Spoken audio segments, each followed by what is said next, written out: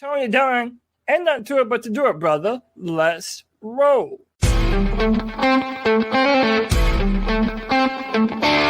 world where Carolina Panthers fans have an insatiable thirst for Panthers news and opinions, only one podcast roars ferociously. It's the C3 Panthers Podcast. Panther fans were regrouping after a 27-0 beatdown. That's right. A blanked in the preseason opener by the New York Jets. I think one of the things that was difficult about this was that we had such high hopes. Or we were on cloud nine with all the things that have come through with the acquisition of Bryce Young, the new coaching staff, and it was just a sobering moment. But I promise you, folks, I'm not. Don't worry. I'm not going to do what everyone thinks I'm going to do. Flip out, man. I'm not going to do what everybody thinks I'm going to do and flip out, man. I need to know this. Is it just preseason? Does the preseason not matter? Does it matter? On one hand, people say, don't panic. It's just the preseason. On the other hand, if we were doing good, we would be like, oh, that is evidence for how we're going to be great this season. I don't know if it's time to panic, or should we stay calm? Relax. Stay calm. Don't panic. I can't tell. And I feel like there's a lot of shame looming over Carolina Panther fans because on one hand, you got people going, oh, don't worry about it. Don't worry about it. On the other hand, you go, that was Michael Jordan. Do you see how bad he is? How hard is it for me to not? Don't panic. Don't panic. Don't panic. Don't panic. I don't panic. Hey, don't panic. Don't panic. Oh my God. Oh my God, I'm not going to panic because I got my brothers here for the C3 Panthers Podcast. My name is Tony Dunn. It's the longest running Panthers podcast. Cody Lashney, my wheelman's in the house. CK, you're going to tell me if I don't think my lips match. It looks like it might be getting a little worse than it was earlier. See, I wonder, is it my camera then? Because I changed here. So anyway, my wheelman, Cody Lashney, welcome back to the show. Maybe I'll switch cameras. Tony Dunn, there's nowhere I'd rather be on a Tuesday night than here with y'all, with my boys, talking Panther football, baby. And boy, do we have a lot to talk about tonight. Again, you already mentioned it, man. Don't panic. Don't panic. We should not be panicking, or should we? That's what we're going to be talking about tonight. We're going to be talking about Terrace Marshall Jr.'s mysterious yet unfortunate injury that happened to him again. We're going to talk a little bit about the dynamic between Deuce Staley and Von Bell. That's really fun. There's a growing rivalry between them. Training camp got a little bit heated today. Man, let me tell you, you already know that we're going to do this, Tony, with the best damn Panther fans in all of YouTube, baby. You already know them and love them. It's Panther Pickle, Al the Sailor, Dublin Panther, Hemlock, King Rook, Kristen Ledane, Muscles Marinara Paisan. What's up, brother? Pan Axe, my bro Poppin', Rockhead 81, Roosevelt Mongo, Sideshow, Tim Sellings, and Underground West. And before we get the show kicked off, without going into too much detail, we want to let everybody know, keep our guy C3 Drew, AJ Lindsay in your thoughts and prayers. We love your brother. He's going through a bit of a health issue right now. He's in the chat. He's in the chat. I'm not going to put out all his business, but hey, man, keep our guy Drew in your thoughts and prayers. Going through a little bit of a health issue, man. Hey, C3 strong, Drew. You know we love you, brother. And we're dedicating this one to you tonight, man. The number's 252-228-5098. That's 252-228-5098. Tell us, should we panic? Is this offensive line repairable? Is it fixable, or is this another implosion from the interior that is on the horizon? Week 2 of the preseason, is it a must-win game already? Holy cow. It's fanaticism, baby, and that's what I love about the C3 Panthers podcast. The number's 252-228-5098. CK in the house, back at it. Are my lips matching my face now that I got rid of the Logitech camera capture thing? Yeah, it looks good. That might have been the issue for you, man. That was it. It looks good now. Man, I'm happy to be here. Not happy with the result, but you know, that's it's good to be back and talking about football that we've seen with our own eyes. You know, these players performing, and you know, again, talking about that panic button if it's something that we're going to be needing to hit right now. And I think we're as a team or as a fan base, I think the idea of it's just preseason is letting these guys off the hook. I don't think they take it like it's just preseason. I don't think we should either. I think it's going to be an interesting conversation tonight. Call into the show, be a part of the conversation. Let us know what you guys think about the Carolina Panthers, how we should respond, our outlook, and how it's changed. We're going to be talking about that. We're going to do a little barometric pressure later in the show. How is your outlook about the Carolina Panthers as a whole, the offense, the defense, Bryce Young, the offensive line? How has it changed? Has it improved? Has it declined, or has it stayed the same? We want your thoughts. We want you part of the conversation. Smash the thumbs up button. Get in the comments. Greg, time for you to get in this show, man. Welcome back. Thanks, man. You know what? I'm not going to say anything about until we get to the segment about what's going on. I'm just more interested to hear other people's comments and react to those. That's going to be mine. So, well, that's how they can do it. You can, you know what? Make sure you get in the comments, man. Right? I mean, get in the chat. Call in at 252-228-5098. Let's pop right into the show, Cody, and see what we got up. We're going to start with, look, first of all, I like this. This is a heavy. There's a band I really like called The Heavy. They have this great song, Cause for Alarm. Been listening to it a lot lately. Is this a cause for alarm? Is tonight's show? And to me, all eyes are focused on that offensive line. No matter what, no matter how good you are in other places, that offensive line, it can be something that undermines the success of a team and their potential all throughout the season. And we have to figure out, is this just like hideous depth at the New York Giants? Is this just genuine, generic play calling that exposed really bad matchup problems? We need to know if that's the case. Is this a cause for alarm? That's kind of the theme of the show, but let's talk about the most pressing news of the week. The Panthers getting blanked on Saturday. They've had 2 practices since, and all eyes have been on the offensive line.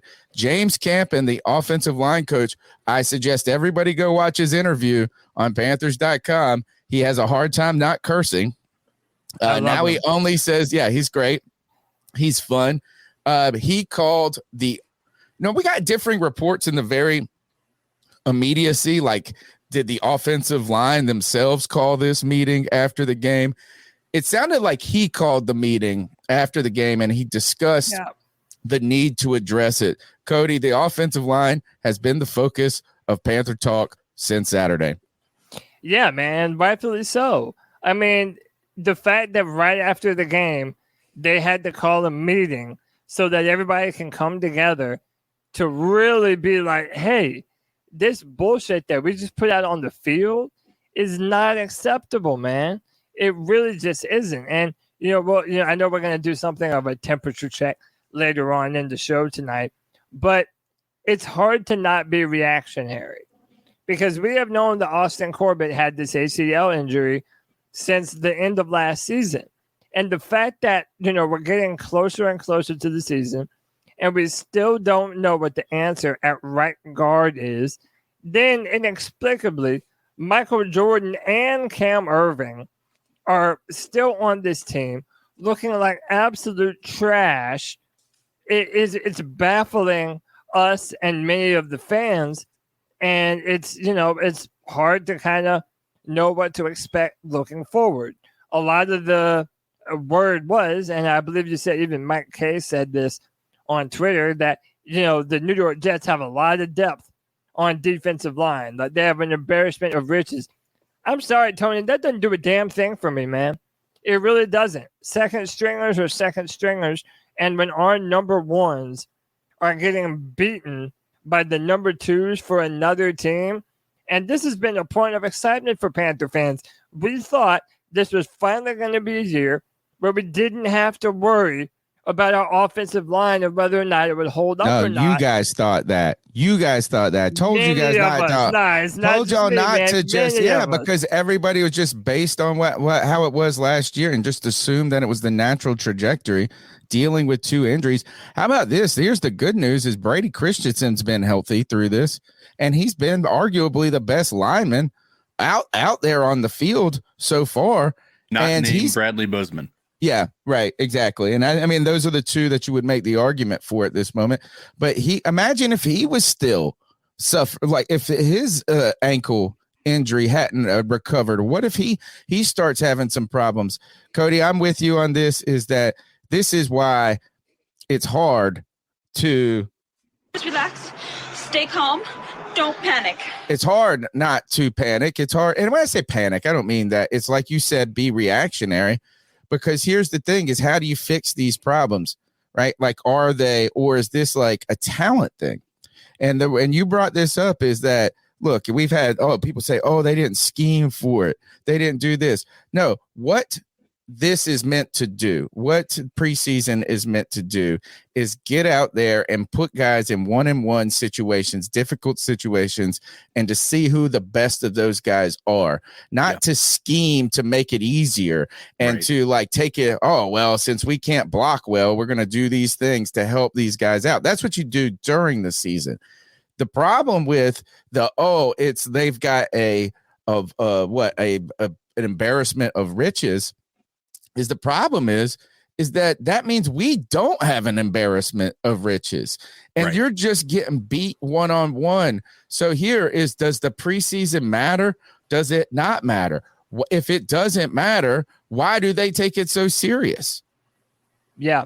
And by the way, if you listen to any of the press conferences today, all of the coaches seem very nonchalant. They didn't care. They're not going to put a lot of stock in a preseason game. Well, they can't panic. You know what I'm saying? Like, they have to say that. But, there are too many sayings that I'm so sick of, Cody. They made it to a point where it was like, nothing to see here. Nothing to see here. And again, maybe that is what they have to do. And what what is he supposed to say? We fucking Michael Jordan is trash. At the same time, don't piss on my leg and tell me that it's raining either. Right. Well, here's the thing is, I don't think anybody's telling you that. I think the fact that they had to have that impromptu meeting in and of itself shows that this coaching staff did not take this lightly. Right. Like, they looked at this and they saw that this was something that we need to nip in the bud right now. Now, here's the thing that I find the most interesting about this. From our starting lineup, from the first drive, our worst offensive lineman was Icky. No. Yes. From the starting line, from the first drive, our worst player by a large margin. Him and Cade Mays. The blind side sack. Cade Mays wasn't great, but he was not nearly graded out the way Icky was. Icky was the bottom of the barrel when it came to being graded out. Icky did not look good. He just did not look good. And I'm trying so hard. And, people have known for a long time. We got to talk about this. I was a proponent of having Brady Christensen at left tackle and putting Ike Ekwonu at left guard. Now, people get real upset and get their panties all up in a bunch every time I mention this, right? Because that's like blasphemy to draft a left tackle in the top 10 and play him at left guard. But what I'll say is this, man. He needs to impress. He needs to turn it on, because in pass protection, not only in preseason football, but during training camp, there's been a number of instances of him being beaten pretty square. So but he's a guy that's going to get better. You know what I'm saying? It is a difficult position. And that is the hardest part about that jump. I put an article out on, I think I put it on the website. 3 problems with the Carolina Panthers are facing the Panthers offensive line. I also did a short, hey, CK, you like those things I've been doing? Yeah, they're good. I listened to you. Not only am I a teacher, I'm a lifelong learner. There's 3 issues facing the Carolina Panthers offensive line right now. And Icky happens to be one of them. And it's not that he's an issue. He's actually the one I'm least worried about. Right. The number one issue facing this Carolina Panthers offensive line is that Michael Jordan is a complete bum. And I hate, man, it's so mean to say that about somebody directly, but he is just not good. You're so nicer than me, Tony. And then you are so much Cam nicer Irvin. than me. I've been resolved to the idea that Cam Irvin, his value could be mentor. It could be helping in the swing tackle. He's terrible too. So that's number one. Number 2 is that we are facing some issues with missing pieces. Zavala has been out, so he has not been able to get the work and the reps and the strength and all of this, right? So you have a rookie. You can't just be like, oh, rookie who hasn't practiced at all is going to be great. Right. It's just fixed. And then we're missing Austin Corbett, and that's not a short-term miss. Even if he does come back to start the season, you got to believe that he's timing, fatigue, it's like not just like, oh, magically healthy. Right. So those missing pieces. Here's the part with Icky, though, is Icky's difficulty is dealing with speed. Mm-hmm. Yeah. And if that's a technique thing that he can get better at, it'll be fixed, right? But if he can't overcome that in his career, like if that continues to be a problem, he'll make a great guard. Yeah, I mean, and listen, I think he could be a Pro Bowl guard. I'm gonna let. I still believe he can be a Pro Bowl left tackle. I'm not worried about it yet, I mean, but listen, that's the thing to watch. He has to improve against speed rushers. And again, that's why I'm not flipping out on this, but it's definitely something that's caught my attention and caught the attention of a lot of other people. I think I know what could possibly fix it. I'm going to let Greg jump in, but before we do, Roosevelt Mongo very kindly with the $5 love bomb says the Panthers have a culture of losing, and Reich was supposed to change that. But to start off this way in his regime is totally unacceptable. Damn, strong words, Roosevelt. Go ahead, Bad Daddy. Okay, with the offensive line, I'm going to say that I'm not worried for 2 reasons. One, because it's the first game of the preseason. Now, granted, I didn't like what I saw, but I'm not going to say that I'm worried about it right now. And the main reason I'm not going to say I'm worried about it is because I was sold the ticket that Bryce Young had a bad offensive line in college, a terrible offensive line in college, and he was amazing. So I'm not worried about the offensive line being terrible. Well, you know what he was able to survive out there, took some big shots. I'm not worried about that. Yeah. So it looks like this is Zavala is getting reps, Cody. Yeah, he is taking the majority of reps at left guard after starting the majority of the season on the PUP list. And this is what we all called for, right? I know everybody was pounding the table for him to start at left guard since him and Icky and Kwanu played literally like 3 or 4 games together with that different type of formation. But we all expected, or at least I did, that it would be Christensen at left guard, and then that they would work Zavala into the lineup at right guard. Yeah. And it appears that that's kind of what they're doing. But, man, listen, that's why all eyes on this offensive line. This is a perfect example of don't believe a person when they tell you who they are. Believe them when they show you who they are. And as much as they can sit up at that podium and say they're not worried, they're not concerned, man, all hands and all eyes were on deck on this offensive line. You have Thomas Brown sitting in with the offensive line today in practice. Scott Fitterer is on the field looking at this offensive line. He's figuring out if he's got a trade. Yeah, and the fact that Michael Jordan and Cam Irving were signings of his. And listen, I've been a Fitterer supporter. Nobody can take that away from me. I have said I like Fitterer. I generally like the moves that he has made. But if this offensive line is not ready to go by the start of the season and is getting its ass whipped up and down the field, there's no way that you can't blame Fitterer a little bit for the lack of depth that they have on this line right now. So, yeah, he needs to be out there knowing if he needs to make a move to shore up this offensive line after you just drafted a 5'10", 200-pound quarterback, number 1 overall. Fitterer better be worried about that performance, and that's why I say don't believe them when they're up at that podium telling you that they're not worried about this. I guarantee you that they are. Yes, I mean you're exactly right. They should be worried about it, and this is going back to drafting that player in that position. Did you have the offensive line set up? I mean, it said I have people in the chat saying, "Well, the transition from the pros to the college is different." Well, guess what? That's my original argument. That's my whole original argument. Is that transitioning from college to the pros is different. So if that's what you want to fall back on with the offensive line, then you're just solidifying what I'm saying. Like they have got to, if you're going to have Bryce Young in there, I think he's a talented guy. You've got to protect him.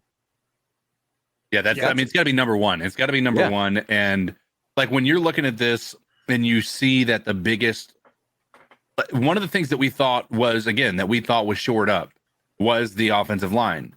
And to have that now be the biggest hole on your entire roster, all of a sudden the linebacker role doesn't look that bad. All of a sudden the secondary doesn't feel all that bad. And now all of a sudden this thing that we thought was going to be the thing that propelled Bryce Young into stardom is going to be the thing that potentially is going to be causing us to falter if this doesn't get fixed, quickly. And you can't even just put this on the right guard. I have been watching this team and doing this for so long, man. A good offensive line is something that we just don't get blessed with in Carolina. And what we had is here's the perfect storm. You guys are like, oh, they're a mid whatever, and they're going to get better next year. We're drafting some players. Well, you know what? Those injuries, number one. Number two, Moton getting older, right? Is it a possibility that Moton is like deteriorating to some degree? Man, this offensive line could have some problems here, particularly if they just don't find one of these young guys to fill in till Austin Corbett is 100. Yeah. Right. And so that's a difficult thing. We're trying not to panic, but guess what? We're very comfortable where we're at because this is what we know. Bad offensive lines, we got this, guys. The problem that I have with it is right now we were just ready to get a dang offensive team, but how are you going to throw it downfield if you're getting creamed? Yeah, I just want maybe that should be our next T-shirt. Offensive team, how we're creamed. Yeah. Hey, man, how about that Paisan has been a member for 8 months. Appreciate your muscles, marinara. If you would like to join, hit that join button for $1.99 a month. Help support the C3 Panthers podcast. Tony, there's another way that these beautiful fans of ours can support the C3 Panthers podcast. Why don't you let them in? I tell you this is we've partnered with Caldera Labs for the month of August, guys. And I got to tell you, I've been using this product and I've been really impressed, right? Impressions matter, folks. Your looks matter. I know that sometimes we like to act like they don't, but first impressions matter. Man, the way you look helps.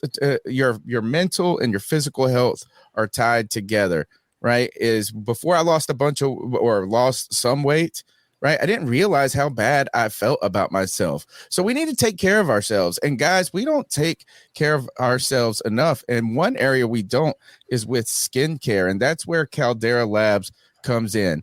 Right. You can go and get these really high end facial products. Not going to lie.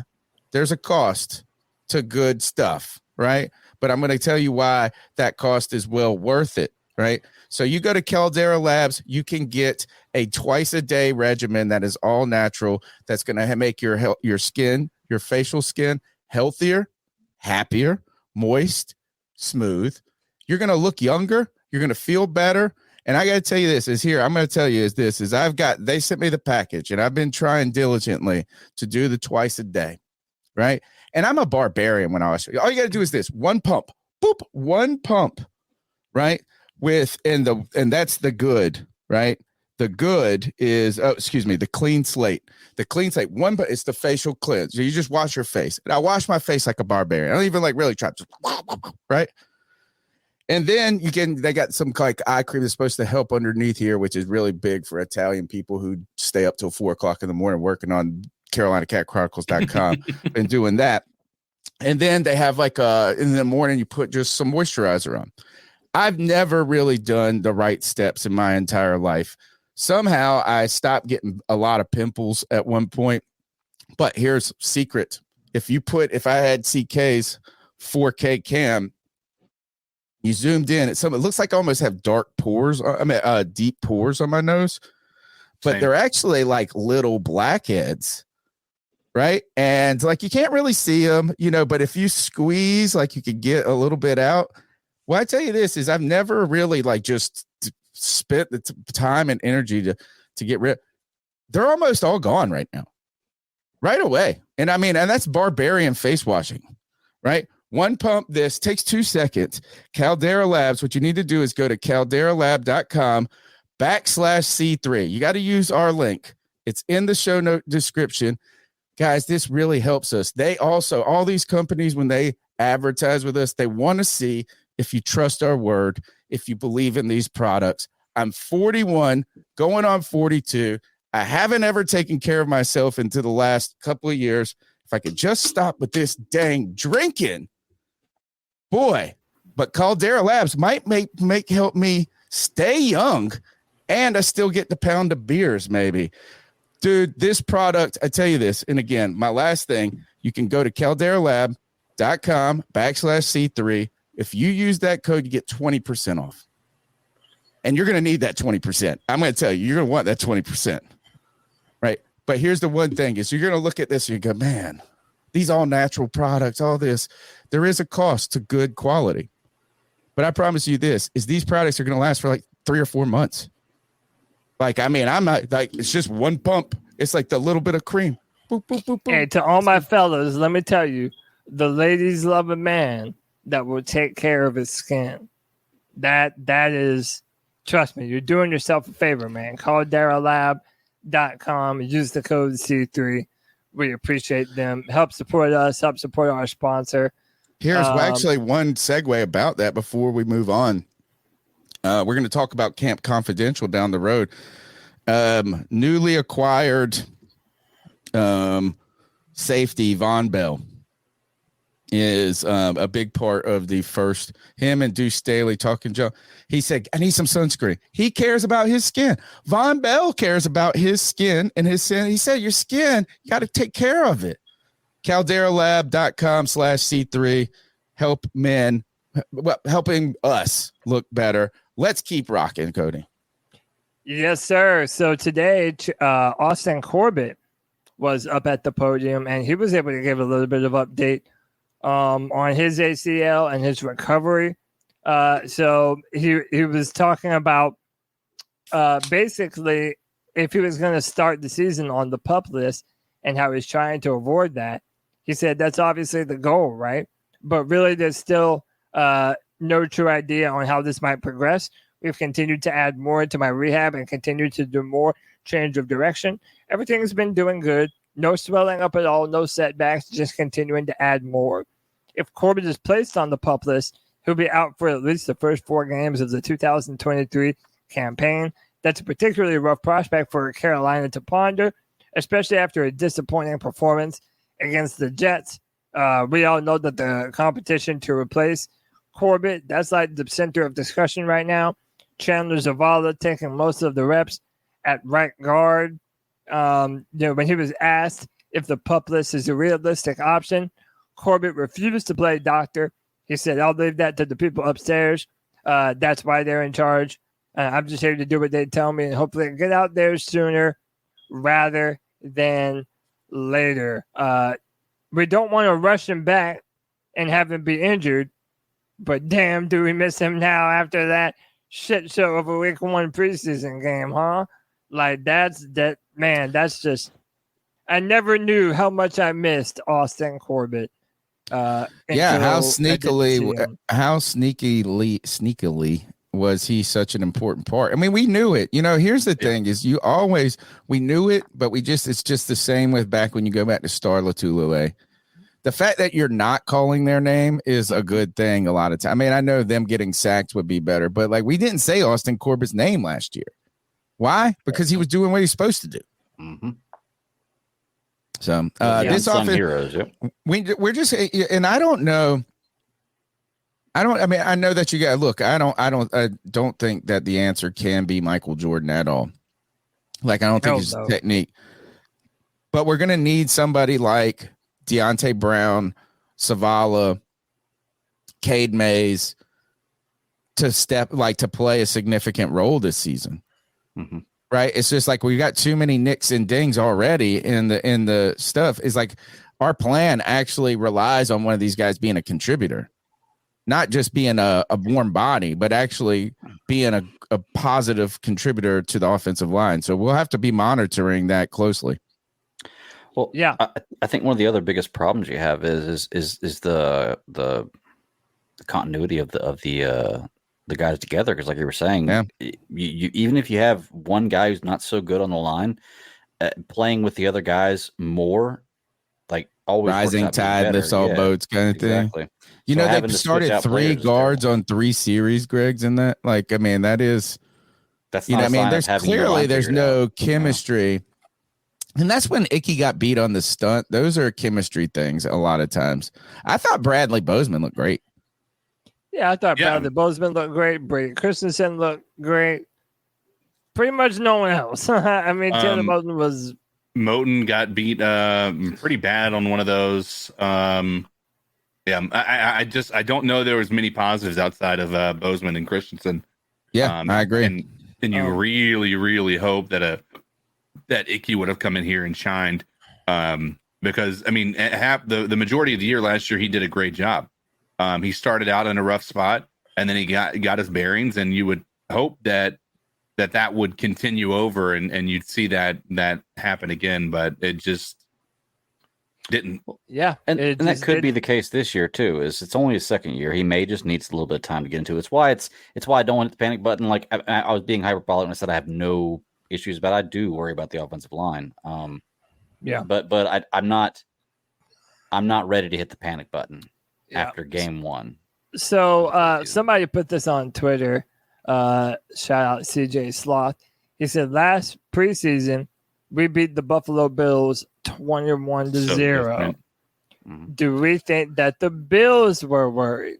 And we want to invoke before we go to that, before we go to the video, right? I want to bring the ultimate question, Cody, is there's 2 distinct different opposing sides. Think of them almost as political parties, right? Like on the opposite sides, like the radicals of each other. One side is going to tell you, he's going to wake up on Sunday and Monday morning, call in the radio shows, call into the cat calls, and they're going to say, this offensive line, Michael Jordan's the worst player in the history of the world. The offensive line might not be repaired. Were our expectations too high? Man, was this coach? Did we just think that this coaching staff just a recycled bunch? Now we're talking about, we're questioning Scott Fitter. You know what I'm saying? It is like, oh shit, we suck again.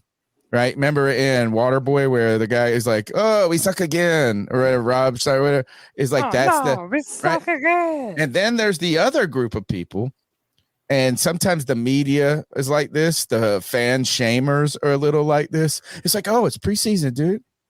None of this matters. Score, man. They're 0-0 still. It doesn't matter. Look, the Bills. They got blanked last year, and they were great."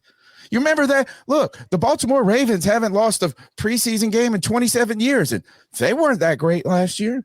And they're saying none of this matters. So it either doesn't matter to one camp at all, or it matters crazily to the other camp. And the question is, what's the answer? What's the answer? Who's right? Who's wrong? One's dismissive. One is aggressive. Cody, now let's invoke. This is because on one hand, it's a shaming thing. They're like, "Oh, I'm not going to worry." I heard like 7 reporters say this day. I'm not going to worry. It's just the preseason. You think I'm going to worry? I mean, I'm not going to worry till it's Atlanta. Why? This is just preseason. Well, You know this they're is going to get where- this figured out. You know they're going to work on this, right? But there is another side this to that is coin. where, well, yeah, and this is where, whenever we as Panther fans start to voice those concerns about whether or not what we're seeing in the preseason is actually legitimate and whether or not we should actually be worried about it or not, man, let me tell you, there's always that chorus of people who say the same damn thing. It's just camp. It's just camp. It's just early. It's still camp. It's still early. It's just camp. It's still early. It's just camp. It'll be the same folks. It's just week 1. It's just week 2. Wait till after the bye week. It's just week 7. It's just week 8. Oh, they starting to come along in week 10. I knew it. I knew it. They just needed a season together. It was COVID. It's just early. It's still camp. It's just camp. It's still early. It's just camp. It's just camp. Yeah. Just relax. Stay calm. hear it. Don't panic. Yeah, don't panic. But like Shout here's out the thing. to Coltrane, man. Yeah, first is he's so good. He's so funny. He's so funny. Like, I mean, the question is there's a difference between panic. There's a difference between concern. I think I'm in concern mode for a couple of things. We're going to talk about why that is. And in other places, I'm not as concerned, right? Last thing before we move on to that, before we try to figure out if this is just camp, it's just early. We need that drop. It's just camp. Yeah, right. It's just early. Well, we got it kind of. I hear I hear a lot of the same shit already. It's like we're 1-0. We're 1-0. We're 0-0. We're this, right? It's like now we got a catchphrase. We'll talk about that. But we heard this is when I about lost my shit with Frank Wright. And I'm not mad. I like him. Still high on the higher and all of this. Don't worry. But he goes, man, there was such great energy in the practices on Wednesday, Thursday. I mean, you really felt like it. And then it just didn't show game day. I feel like Matt Rule could have said that shit. It's just always, the same thing. It's like, oh, we had 2 weeks of great practices. We really are on the same page, but it just didn't click on the field. And it's like, man, if you say elite, I gotta watch the tape, or man, we just had a great week of practice. It just didn't come through. I want to strike those. I want to mute them from the conversation of coaches. Yep. Hey, by the way, before we go any further, C-Dog 1983 TV. What's up, brother? You know we love you. He said, hit the like button. It's free. Long season again. Go ahead, CK. I think you were going to chime in. No, I'm not. Might not have been me. Don't. I'm just of the same mindset. I mean, I think that when you look at the camp that says let's not panic, I think those are going to be the same people that are going to be overselling people's performances that didn't really perform well either, right? And here's the thing, and I'm not saying people, I want to preface this by saying I don't think that Bryce Young showed anything to make me panic about his performance. What I saw was somebody who didn't look too overwhelmed by what he was seeing, but he also didn't perform above average, right? And so when you hear people say that he performed above average, it's not exactly accurate. You can't really use what we saw on Saturday as a measuring stick for what he's going to be able to accomplish. And so those same people who are saying don't panic are all 2023 wasn't a good year for the Carolina Panthers, but I'm trying to make 2024 a better one for myself. Get started on your resolutions with Factor so you're ready for the new year. Factor's ready-to-eat meal delivery takes the stress out of meal planning and sets you up for success in the new year. Skip the grocery stores, prep work, and cooking fatigue. Instead, get chef-crafted, dietitian-approved meals delivered right to your door.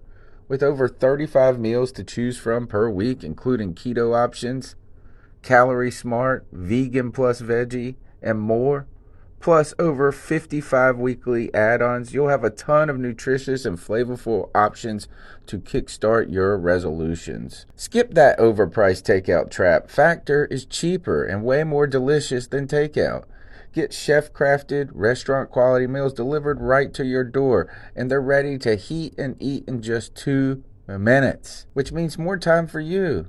Head to factormeals.com/C350 and use the promo code C350 to get 50% off. That's code C350 at factormeals.com/C350 to get 50% off.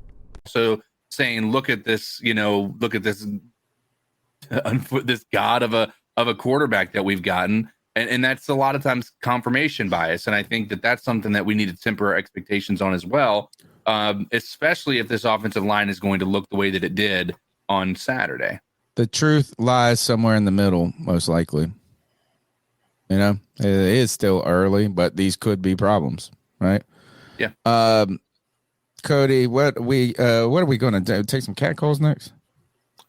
Let's see. Where we at? What we got next? But no, how about before we do that, let's talk about Terrace Marshall and just get a real quick reaction. Terrace Marshall Jr. went down in practice yesterday, but he didn't really go down. Like they said that he was carted off the field, but he wasn't on the back of the car. He was he rode in the front seat. Yeah, and so it's not like it was a knee or something like that. Like some people said that he had to take a dump. Well, I heard that it was a back injury, but we really don't know. And by the way, they didn't really provide any updates today on Terrace Marshall Jr. And we have 2 former LSU players on our team at wide receiver who kind of have the same stigma about them. Terrace Marshall Jr. and DJ Chark. And that a lot of people, Chark was LSU. Not just those two. Now, from a wide receiver perspective, sure, but also let's talk about our defensive side of things too, that have the stigma from LSU of being injured as well. Dante Jackson. Yeah, Dante Jackson. Yeah, we've got some people on this team now, man. But I mean, my question to you all and to the chat is, does this worry you? Do you fear that Terrace Marshall Jr. is going to continue to have this thing where he has all the potential, he has all the physical upside, but unfortunately, man, this dude, someone needs to buy this man a lucky rabbit's foot. Let him pet that thing a few times before the game, man. Hopefully it's not too bad. Like I said, we didn't get an update today, but what do y'all feel about this, man? Are you concerned at all, or is this just too far out before the start of the season to actually worry about it too much? If I should know off the top of my head, I think it's Albert King. Hold on, let me see. I wrote about it last night. Albert Breer? No, Albert King is in the he is a old school blues artist, and he had a song that was if born under a bad sign, and it says this: if I didn't have bad luck, I wouldn't have no luck at all. He said, been born down since I could crawl, right? So he's been born under a bad sign. At this point, it's just like, gosh, man, he just can't catch a break. Is like Terrace Marshall Jr. just can't catch a break. And I don't think it's his. I mean, it's none of it to me right now. It's his fault. It's just like nothing has.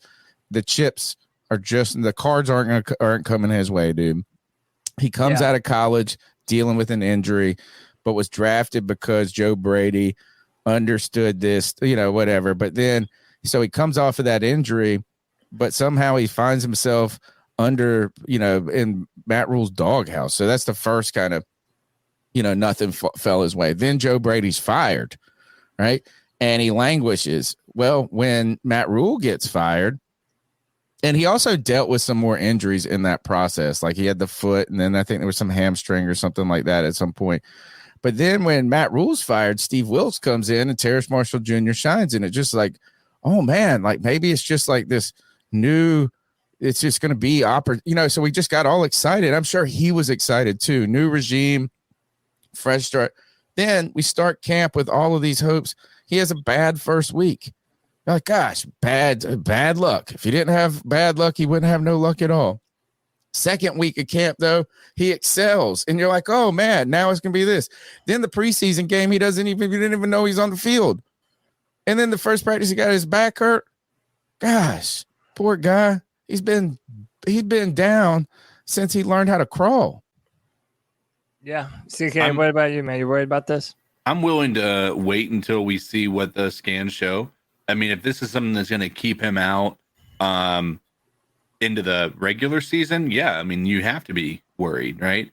Well, how about Mango is listed on the depth chart as a starter? Right. Well, that? I mean, that's another thing. I'm not mad at that, though. That's where I'm saying is like, I don't know how much I'd be worried about this, being that it doesn't seem like they value him as a number one or number two in this offense. I was hoping that he would have a breakout year. And if he, again, the panic, let me rephrase. I wouldn't panic as a fan. I would panic if I were TMJ. It's hard to keep your chin up at that point. You know, we talked about, you remember when JC Horn got hurt with his hand, like friendly fire at the end of last season or whatever. Right. And then the ankle, and he talked about how his dad was important to him, like, cause his dad's a former pro, and just how trying to keep his mental straight. Right. And knowing that, like, these are things that suck. Right. But like, if you let them mentally defeat you, that support system's got to be important. Like, it's got to be hard on this young man who is trying so hard to be successful.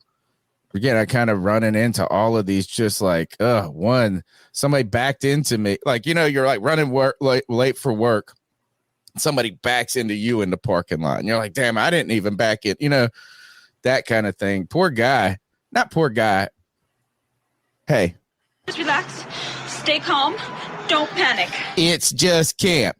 It's still early. It's just camp. It's still early. You know what? It is still early. But you know what it's always a good time for? It's always a good time to listen to Panther Nation. Why don't you say, we take some cat calls and see what these wonderful C3 Panther fans have got to say. If you would like to call in, the number is 252-228-5098. Leave a message and be a part of our show. So what are your thoughts on catcalling? Yeah, it's pretty you shouldn't do that to somebody. And how did that make you feel? Very uncomfortable. So how do you think catcalling makes the person feel? It feels good, like... Who's that cat sitting in the back corner with his face buried in the snow? Who's that kid that can use one?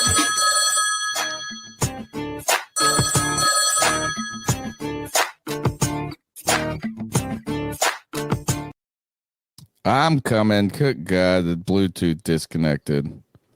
Come on. Bluetooth. The dude. Bluetooth. Good Lord. Freaking Bluetooth ruining our cat calls. Why is it not connected? Freaking Bluetooth. Jerks. Just was connected. All right, I got a different way I can do it. Cover it here. Let me. Yeah, man. Download it. So how about we'll start with this, right? This is something that we've been talking about for a little while, and that's DJ Chark's potential to be a number one wide receiver in this offense. He's the other LSU receiver that's had, some ups and downs in his career. But this is from Alex Zeitlo, our guy Alex. This is the guy that wrote the very nice piece on me in the Charlotte Observer. Says DJ Chark shakes loose Dante Jackson on a one-on-one deep route. Play ends with Jackson on the ground and Chark spinning the ball in celebration in the end zone. CK, every single thing that we hear about DJ Chark is always positive. And I really think that his career to this point hasn't done him justice on what he's actually capable of doing. And if he is able to stay healthy this year, man, we could have a real one on our hands. No, I agree. I think that this guy can, just based on what we've seen, the route running, the speed that he has, I think he's one of the most complete receivers we've had in Carolina in a long time. And it's you're right. I don't think his career has done him justice. I don't think his quarterbacks have done him justice that he's played under. True. And the hope is that playing with a guy like Bryce Young and having an offense tailored around a quarterback being successful by having those outlets and then maybe giving a deep pass to DJ Chark. I think this could turn out to be a match made in heaven. We're gonna see, man. The hope is that he remains healthy, and if he does, I think this dude is going to show the league why he's deserving of a top tier contract. The problem is I don't know if that ends up being Carolina or not, because he only came here on a 1-year deal. Man, I'm excited to see what this year has for him. He was 3 feet away from having a giant catch in the preseason game that would have gone for a touchdown. That was so close to being what we wanted. And we're maybe again 3 feet away from this being a completely different thought process about our offense. Yeah. Tony, you ready to hit them calls? Yep. The number's 252-228-5098.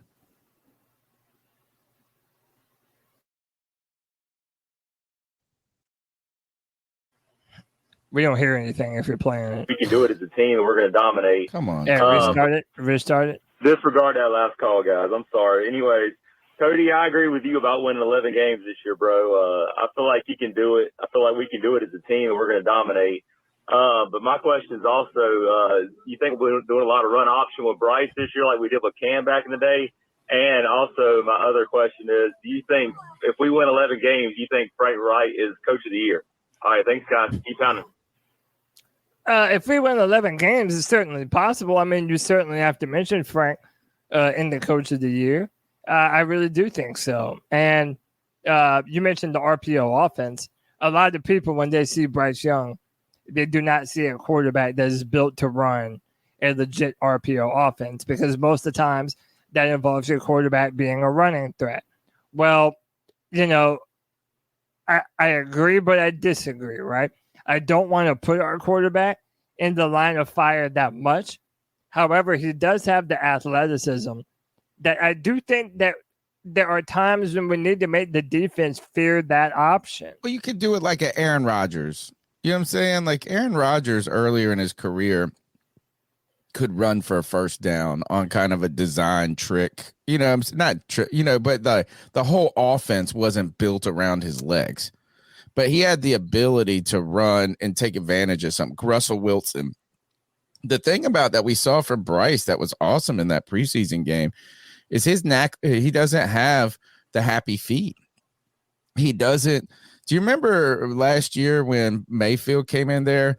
And look, the offensive line didn't do him any favors in that spread out offense at the time. But as soon as there was pressure, head down, running all around, you know what I'm saying? Like, what do I do? What I do? I feel like, man, is Bryce, we didn't even see him run once. Like, not even a few. We've seen him. We saw him at camp, CK, that first day where he evaded a defender, and he's still looking for the throw. It is, I think the mobility, it's not that he's incapable of it. I just think that his game kind of leans another way. No, I agree. But here's the thing is I think that even when we think about the preseason game, I don't think that there was going to be an opportunity for him to run, because I think that it was intended, the way that they had this set up is it was supposed to be very quick reads, right? It was not intended to be like hold on the ball for, enough time for number one to pressure to get to you, but also for, you to get through all your progressions. His ability to get through his progressions incredibly fast is actually incredible based on what we saw on Saturday. Like, I know that, I'm saying don't overreact by this, but at the same time, like that Thielen pass that he had, that was awesome. his third read. Yeah. And that was like not even that under like pressure, under duress. It was under pressure. And so that was impressive to see that. That's his superpower, man. Right. And so I don't think I don't think RPO is out of the question. I just think, and me and Sideshow, I think on the same part of this, I think that it's going to be more of a run pass option, but the run isn't the quarterback. It's going to be just the running back. Yeah. Right. Yeah. Football. Exactly. Right, and him passing the ball. Which I guess you could consider play action, but I think the option is still there, and I think that's what we're talking about here. Aren't they trying to change the rules on that crap?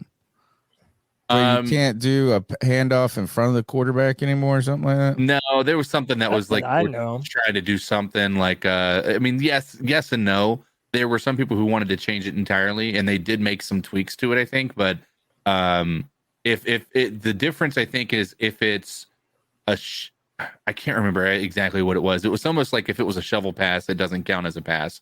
It's like a technically a handoff or something like that.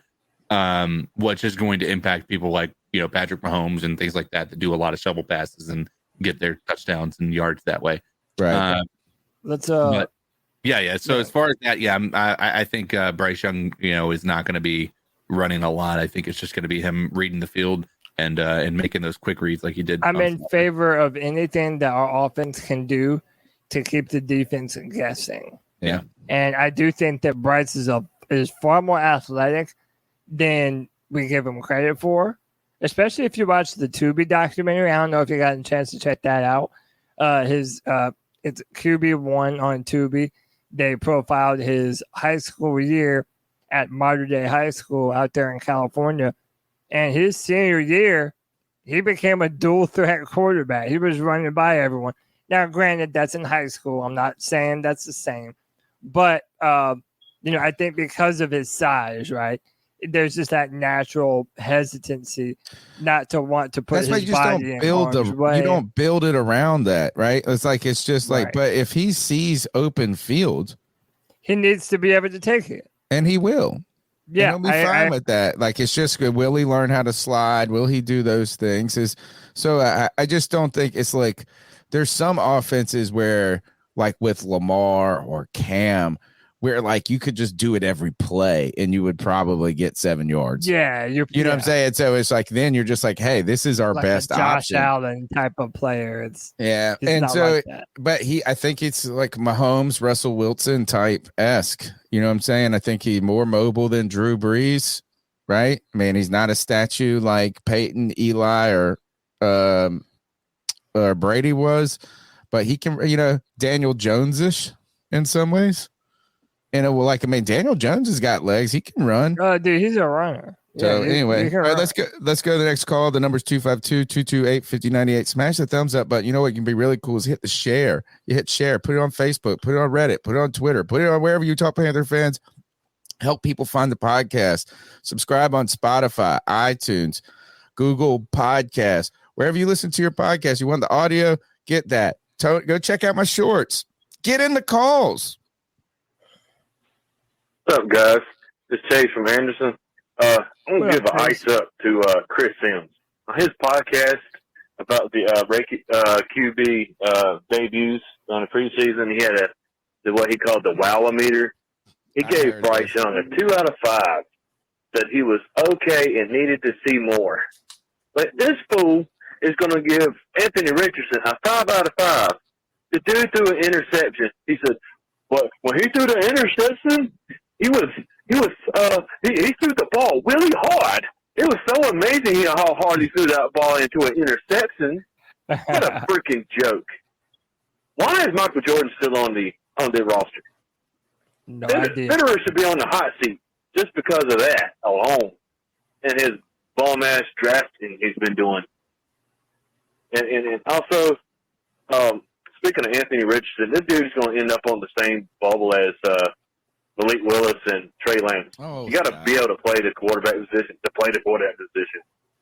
And I was more concerned about the defense of this preseason game and the lack of the ability to stop anything, and how easy the Jets was able to move the ball with their backups against most of our ones, missing only Brian Burns.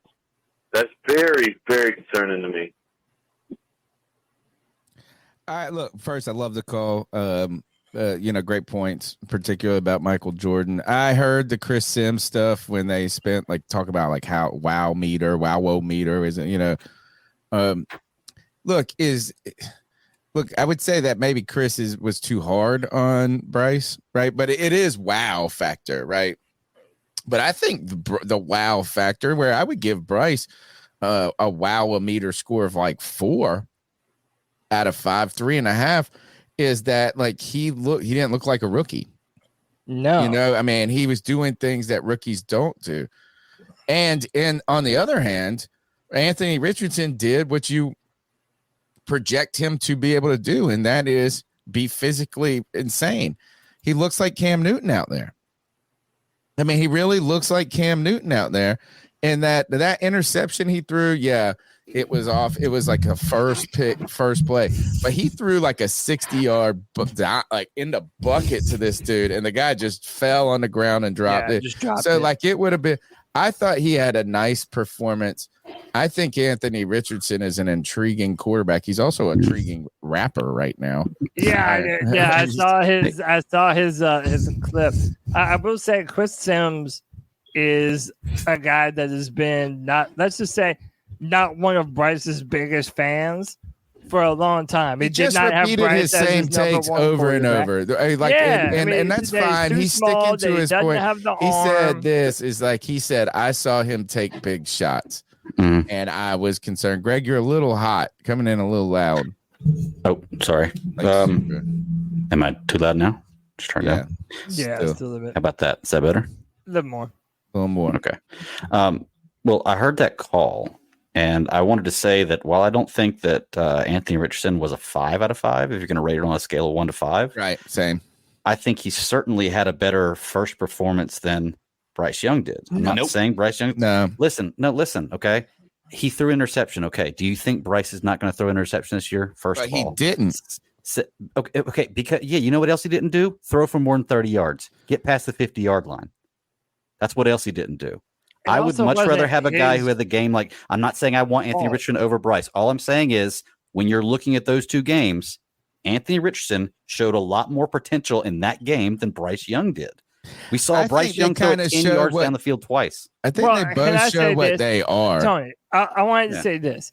Anthony Richardson showed you what he was meant to be, right? That he might not be as ready as everyone else, but everyone knows he has the cannon for an arm, and that he has that physical run around ability. Did you see him run that guy over? Yeah, I mean, dude, I'm going to be lying. Kaepernick. It would be lying if I said that I didn't see shades of Cam Newton when Anthony Richardson was playing, because I absolutely do. However, Bryce showed that he also is everything that he was built to be, because even though he didn't have the yards, even though he didn't have the touchdowns, like CK said earlier, even with pressure in his face, this man was moving down his reads. He found Adam Thielen on his third read, knew that he was going to get hit, stood there, put the ball right where it needed to be. There were other times when there were pressure right in his face, and the man never flinches. The man has his eyes upfield, looking at what's happening in front of him. And I have no doubt that if we're able to protect this man, he's going to be able to distribute the ball accordingly. So, hey, I don't even mind if you say that Anthony Richardson had a better performance. I wouldn't even. I don't even know we have to do better. I would just say he had a good one. But what I'm saying is that I'm not disappointed with anything that Bryce Young did, and it doesn't make me any more nervous about Bryce going forward and what he's capable of doing. Let's do this before you respond. Let's go to the barometer, and we'll do one barometer before we take the temperature. We'll do a little temperature check here, check the atmosphere.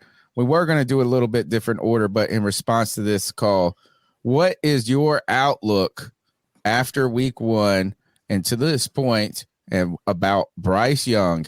Has your outlook remained the same? Has it improved, or has it gone down? We'll start with you, CK.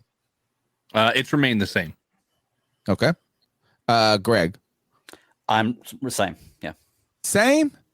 Yes, because I think that you Bryce went Young to camp and you saw him do things. You were like, "Oh, I need to see it." I feel like it's got to inch up for you a little bit. No, my stance was that I believe after seeing him that I think he is a guy that can do it. I think he can if we can protect him. So you're in the yellow from this game. Yeah, we're still saying, "All right, you're just keeping steady."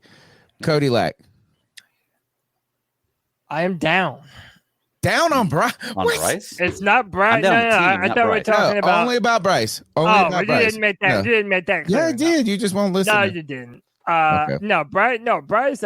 No. How about this? I'll go up because it confirmed what I know about him, and that in real game action, every single step along the way, Bryce has looked better than what he was supposed to, and the fact that he gets on the field in live action, and he was able to take some big hits, bounce back up, yet still kept his eyes downfield, distributed the football well. Yeah, I have no problem saying that I'm up on Bryce. To me, the outlook is as good as it ever was. Now, that's not the whole team, but Bryce, my outlook is just fine on Bryce. I said on Saturday somebody was going to do this, and I couldn't believe Cody's the one who's doing it. But no, I'm next. You didn't watch my short then. I'm in the green. I'm full go right here. Pedal to the metal. 4 reasons why why the atmosphere pressure looks good for me and Bryce Young. Number 1, ball placement. This guy was throwing the ball where it needed to be. It's like if you think about some of the missed throws, one was a miscommunication with Chenault. He didn't run the route correctly. He ran 5 yards. He ran too deep, needed to be to the sticks, right? There was one slight overthrow when it came to Shark, but there was a couple of moments, particularly there was a Thielen pass where 1 and 2, the first Shark pass that was for a first down where he threw it in a place where he threw it to his receiver, as one analyst said, just as much as he threw it away from the defender. So sometimes what NFL open is like getting the guy a little bit more open in the ball placement. So number 1, we confirmed Hayden Hurst one, by the way, that Hayden Hurst throw where he threw him into his break so that he was running to try to get that first down. I think that was again, these are small victories, but that was impressive. Yeah, but we saw it. But this is what we saw. Like maybe it's confirmation, but I saw it. So I said this is look, ball placement, number 1. Number 2, pocket presence. This guy was under duress. He didn't panic, right? He stuck in there, took some hits, did this, went like he didn't just run away. So he navigated a pocket, right? He did those things that we talk about that quarterbacks need to be able to do is movement. And, it's kind of like this is sometimes you don't have to be a runner to move. You know what I'm saying? You can move in the pocket slightly and create more time. He had a good pocket presence. He did not panic and just immediately run when he felt pressure. Right. And that's a big deal. There's a difference between just being mobile and having finesse. Kyle Farnsworth used to be able to throw 103-mile-an-hour fastball, but people would rock him all the time because there was no movement on that. Sometimes it's not just about sheer speed and things like this, but how to flow. Look, Tom Brady moved around the pocket. Think of Jameis Winston drill and him in those bags all the time. Pocket presence. Number 3. He went decision-making. Decision-making was positive. We saw him go through his first, his second, and his even third looks. His feet stayed right, his eyes, and this is under duress. He didn't throw a pick, while those other 2 rookie quarterbacks did throw a pick. But he demonstrated good decision-making. And number 4, toughness. We saw him get knocked down twice, big hits, and he survived, and he smiled. So those 4 things right there, they don't mean he's a savior, but man, my outlook for Bryce Young is gone up more than it was last week. Can I tell you another thing that should get you super excited? There's so much that Bryce Young can't capitalize on, which is his strength, and that is his intelligence, right? He cannot capitalize on his intelligence right now, like audibling and he can't do that. You can't. Sure. He's not able to do a film study on what the defense is going to be bringing to him. Like all the things we thought Luke was like incredible at. You would think, and that is like being able to read what the offense is doing and all that. You would think that Bryce Young is going to have a similar trait in that with the way that he handles, seeing what a defense is showing in their lineup, things like that, right? So I think we should only get excited by the prospect that he's going to be able to do that as the season goes on and there's more tape to review. I think Bryce Young is going to be one of these players that is going to be able to take what he sees and use it against the defense on a regular occurrence. So Can I ask real quick, Tony? So you're telling me, like, I can understand the bar not moving, like me and CK are saying, because of the reason I'm about to give. But you're telling me that after 4 passes, 3 knockdowns, 6 passes, he was 4 completions, for 21 yards, he moved the bar for you with 4 completions for 21 yards. He showed 4 distinct traits that I like to see. You said he has pocket presence. Of those 6 dropbacks, he got sacked twice, didn't he? One was a blindside free rush. No one. I don't think he got hit. Not sacked. Hit. I'm not, like I said, I'm not trying to trash the guy. I think that he is. I just did not see in this game enough to make me go forward and be like, "Yup, crown him." It's not about yet. That's what I said. This is the temperature move? What direction is it moving? That's it. You're reading into it too much. That needle right there went towards the green for me. But it went more green after last week than less green. For you, it stayed the same. Here, you guys like me? Here, why don't you all check out this? Can I do a little self? Some people don't even know. I just recycled that from. Let me see. I want to show you guys. This is what I was. When you talk about this. This is CK. Did you see this one about Bryce Young? Here. I think so. 4 great things about Bryce Young's preseason debut. First was ball placement. Aside from one minor overthrow, Bryce Young put the ball where it needed to be. As one analyst noted, he threw the ball away from the defender just as much as he threw it to his wide receiver. Pocket presence. The offensive line was getting worked. Bryce Young didn't panic and moved elusively around the tight pocket. Decision making. Bryce Young got through his first, second, and third reads without an interception on the day. Toughness. Bryce took some big hits in this game. But you guys, I've been trying to work on diversifying the content. If you guys hadn't seen that TikTok yet, YouTube short, it took me like 3 hours to make that, CK. That's the thing about it. Sucks about content until you get a streamline going. Like, it's really like the video editing process takes. It wasn't that time. It was just doing it. You know how many times I had to shoot that damn ping pong ball into that cup? And I did it, so I didn't fake it either. I had my daughter film it because I wanted to do a YouTube video. I didn't want it to only be a short. I was going to double dip and make a longer form video that I uploaded. So I did things in the landscape form too. Right. And my daughter, I was like, ding. I would say this. I was like, ball placement, ding, ball placement, ding, ball placement, ding. And then I go, ball placement, book, make it go. Madeline goes, shit. Well, she didn't say shit. She said, I didn't record. So then, like, all that. But we had 2 cameras anyway. I've been trying to mess with that stuff some. That's why my temperature has gone up for Bryce Young. Those 4 things was exciting to see. I understand, Greg. I'm not saying crown him. Right, what I'm just saying is those things, his performance heartened me more than it disheartened me. Yeah, it's step by step. Was it underwhelming? Was it whelming? We could think of this as the whelming segment. Well, and by the way, whelming, it's overwhelming, or underwhelming? Again, that's why we opened today's discussion with the offensive line, because it wasn't like Bryce was the problem. Bryce did what he needed to do, but the Panthers failed to protect him. And it's so disappointing when your starting left tackle is, giving up those kind of performances. Again, I'm going to wait before I freak out on Icky. I think he can return to form, but, it's just. I'm not going to freak out. The concern, actually, we'll talk about that. We'll talk about that next. We're going to continue with our outlook. We need to figure out, is this going to be a barometric pressure segment, or is it the whelming? I like the whelming segment. Are you whelmed? Overwhelmed? It doesn't roll off the tongue. Okay. All right. We got to really outlook. We just got to figure out this. I just want to know what your outlook has. It changed? Outlook. Yeah. Here's Anthony from Charlotte. What's up, C3? It's Anthony from Charlotte here on a Tuesday. Hope y'all boys are having a good day.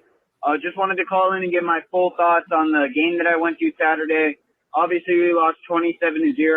You guys know I left after the third quarter ended just because it was getting boring, and I wasn't really about to sit there and watch Matt Corral throw a bunch of check down passes.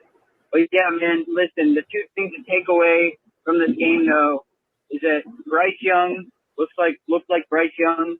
And the step that you got, hopefully we'll see more when the offensive line actually remembers that they were actually a top 15 offensive line last year. I don't know why they just stopped playing like that. There's been a lot of talk on Twitter, fans. I mean, I'm going to stand on this hill. If Ike Ekwonu keeps struggling, I think we should move him into left guard and play Brady at left tackle. But, hey, that's just me. If they don't want to do that, that's fine. Defense played solid for the most part. The first possession, though, it was a little weird. I didn't mention this, but I went back and watched the game. It still seemed like Michael Carter was picking up like 5 to 6 yards a carry, even with our first unit in, which is still kind of scary. I mean, I don't know. I just don't know why we can't stop the run. I know Burns and Houston were out, but Burns has never really been great at stopping the run anyways. So, yeah, there's that.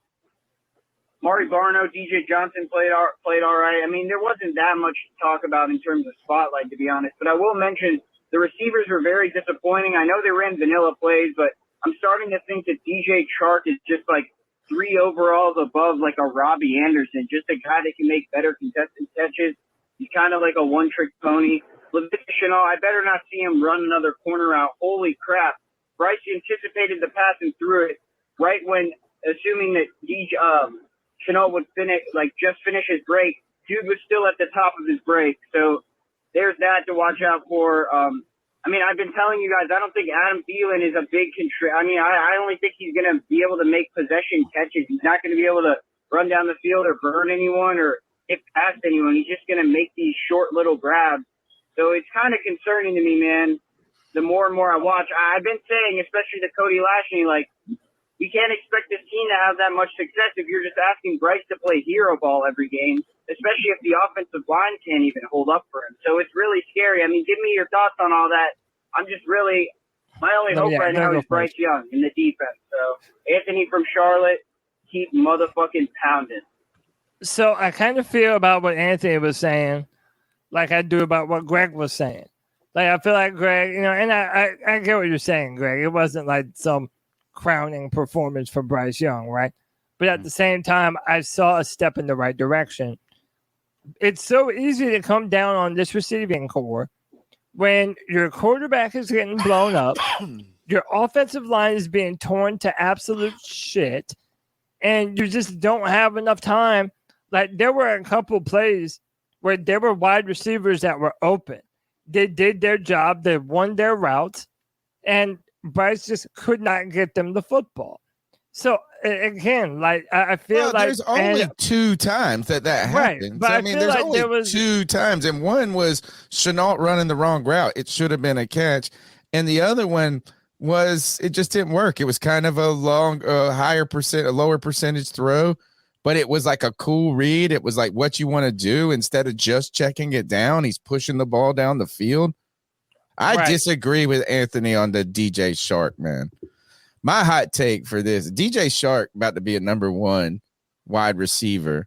I think 10 plus touchdowns. That's my hot take for DJ. And I don't think he is a one-trick pony. I think he's a complete package. And by the way, he mentioned Adam Thielen. Like, Adam Thielen's never going to be the burner. He's going to be the guy that you forget about on the field, but he's going to be open all the time. He made a good catch. And he's going to be that reliable slot corner that the Panthers really need. So, I mean, I'm fine with the receiving core. All of my ire, all of my my anxiety is all directed toward this offensive line.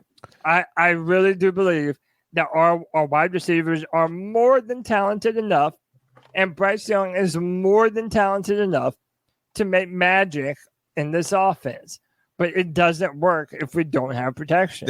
The scary thing about that is the offensive line was so bad that I hope it didn't distract us from other things that are actual things that we could be critical, right? I think there's other things we could be critical on this team. Anthony brought it up as they struggled against the run in the beginning or a lot. They started to get, I think, in the second quarter, but they were moving the ball on them, and they were really doing a lot of dump passes and handoffs and getting it done.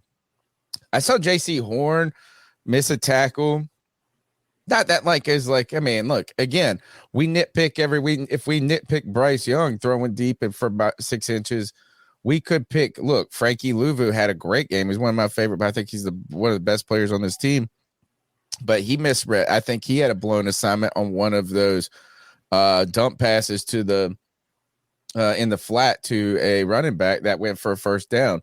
So it's like there were other mistakes. It's just, man, the offensive line was just so hideous that it distracted.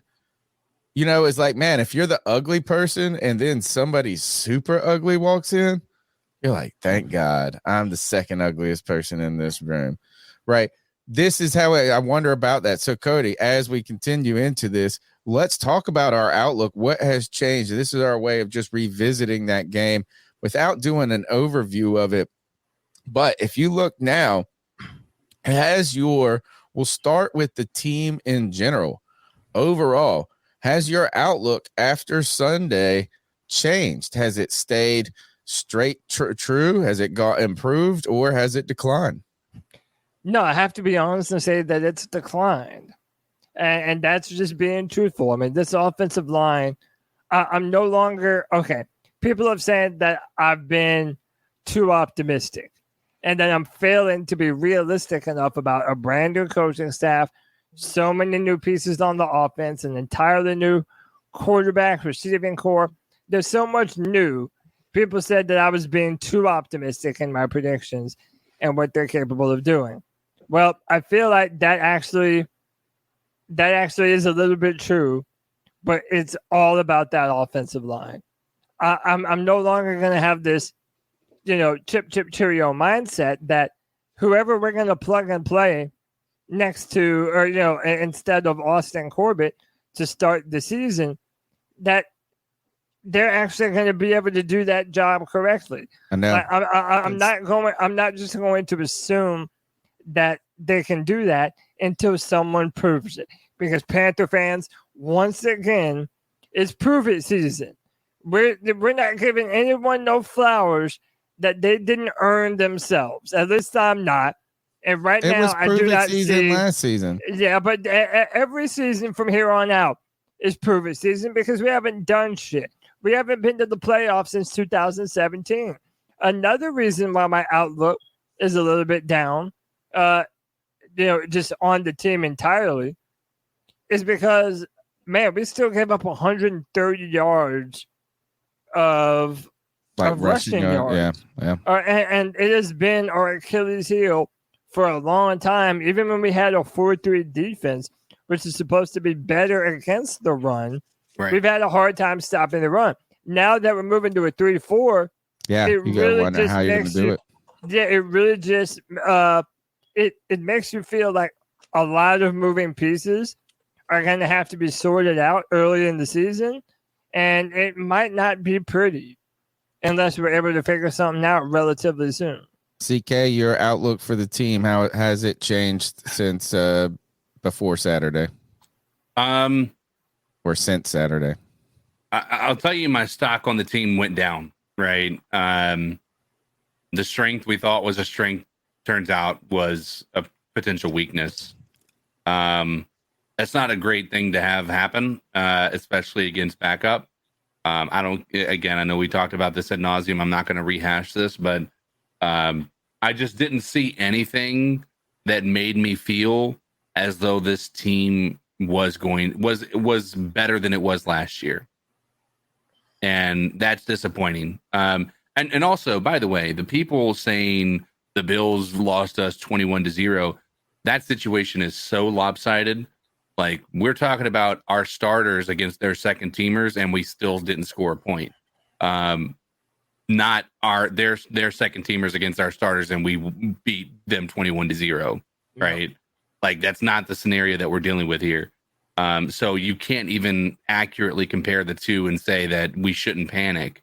I'm not to the point where I'm panicking, but I think it's one of these things where I think our leash for what the success level of this team is going to be a lot shorter because of what we saw on Saturday. I'll put it like that.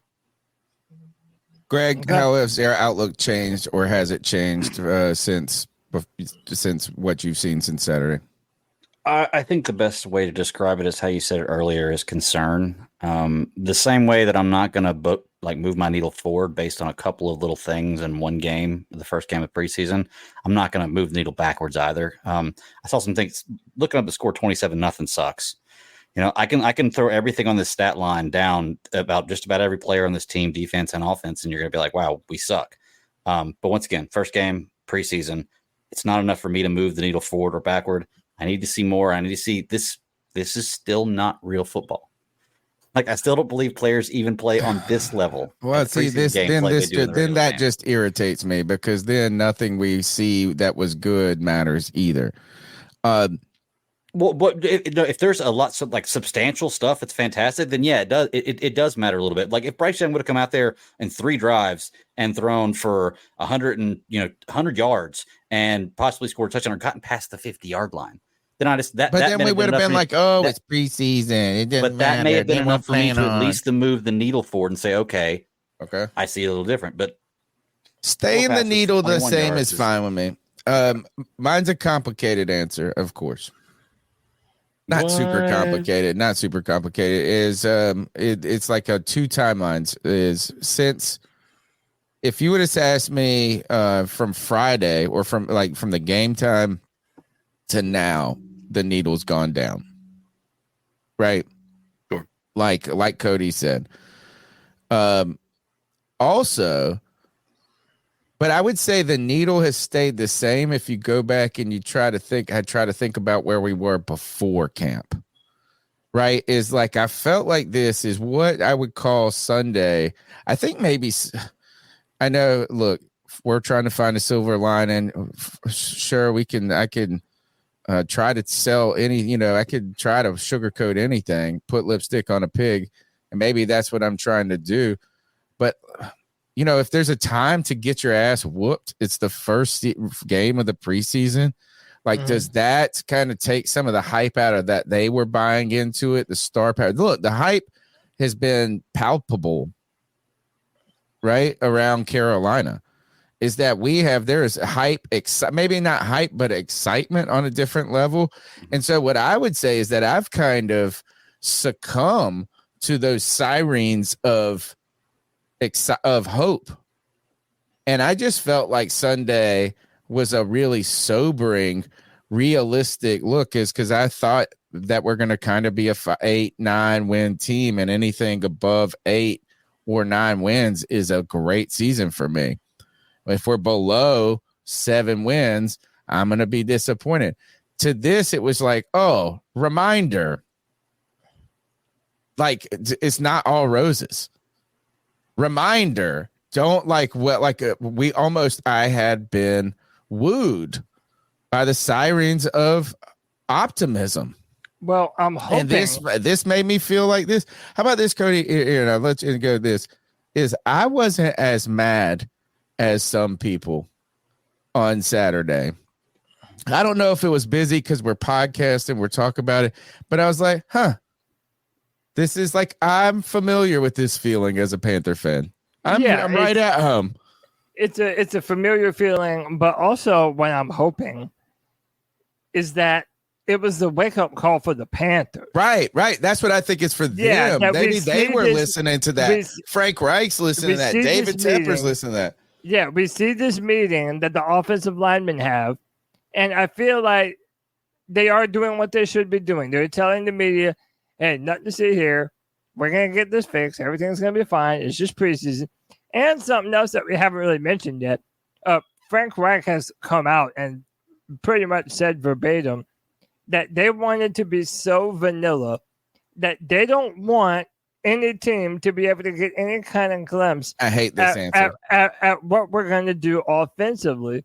And the reason for that is because we're playing division rivals week 1 and week 2. We open up with Atlanta, and then we have Saints at home to open up our home opener at Monday Night Football. So I hate this excuse.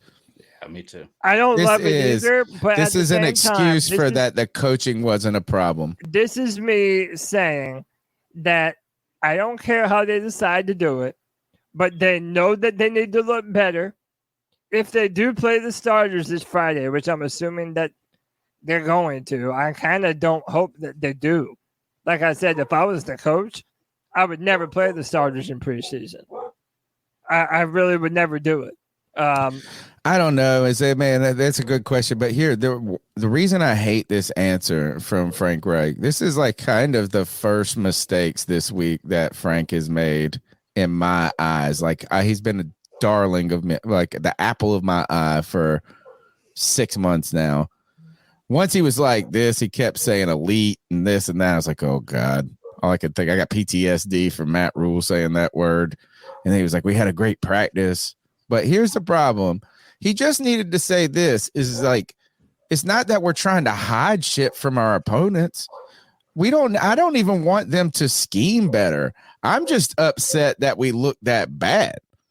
And I don't want them to scheme. I'm just like, this is like, I think he kind of said it right after the excuse. And that is like, this is a time we evaluate people individually. So schematically, we're not trying to do that. We're trying to let this guard deal with this defensive tackle and see how he handles it. Instead, it was just like this, like we're trying to hide shit from our foes. I don't want you to scheme. I'm just pissed that we aren't individually and better. Like, I mean, the fact that the Jets won 7 games last year. Yes, they have an incredible defense and they got this whatever, but like they're in the first week of the preseason too. And they're sitting there looking like they're whooping our asses. Like I just got beat up.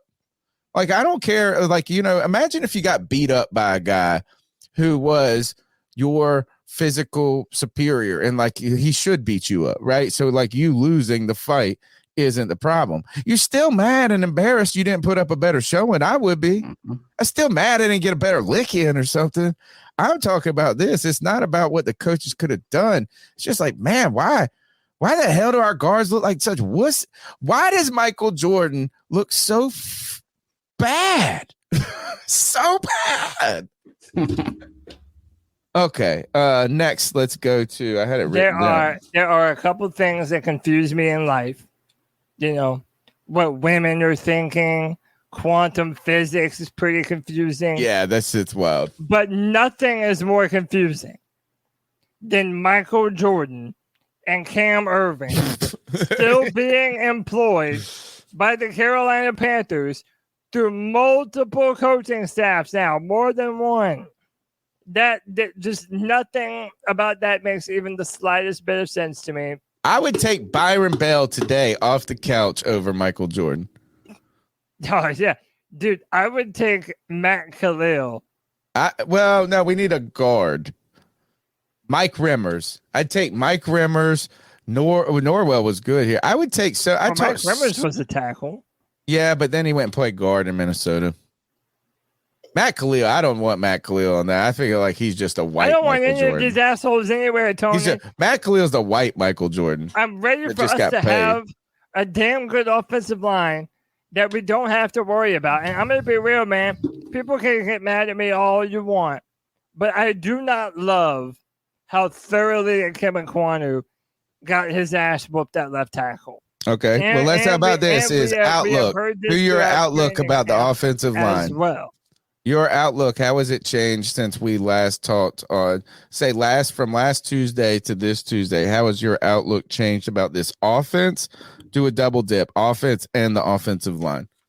I mean, the offensive line is down. Like I said earlier, it's time to put up or shut up. If you're going to be on this team, you need to, you need to protect our quarterback. And again, knowing that Michael Jordan was the guy that got Joe Burrow's ACL torn, yeah, that's real. You can look that up if you didn't know it. He was the one that got destroyed, that got Joe Burrow hurt. And yeah, this man, could you imagine? And by the way, this is why I say never play your starters in preseason. Have 3 games to employ your depth rather than put your players in harm's way. Literally imagine if Bryce had gotten hurt on that play. Not only would all the Bryce Young naysayers come out in a vengeance, oh, I told you he was too small, he's not big enough, he's not sturdy enough, but now your entire season is over before it even starts. For a game that doesn't mean anything, for a game where the coaches, according to their words, don't really put much weight into winning and losing, and your quarterback is out? Come on, man. That's dumb as hell to me. I'm going to be real. I wanted to see Bryce. I wanted to see Jonathan Mango. What? But I do not want to see our starters anymore in the preseason. And I don't think that football, when you're winning the division, you don't win the division in the month of September, CK. Right. You win it in November and December. So I would rather start the season a little bit rusty. And I know it's a division opponent, and yeah, that changes things. But I would rather start out a little bit rusty and finish strong than cripple your season before it even starts on some bullshit injuries in the preseason. I like how we handled it, CK. I like going out there and playing. I don't like when they just do one series. That one is I like to go out there, see if you can get a little rhythm, see how you can deal with a couple of things. Look, if we're that fragile and you're going to get hurt, that's the whatever is. So CK, your outlook on the offense and the offensive line. I think it's got to take a dip. I mean,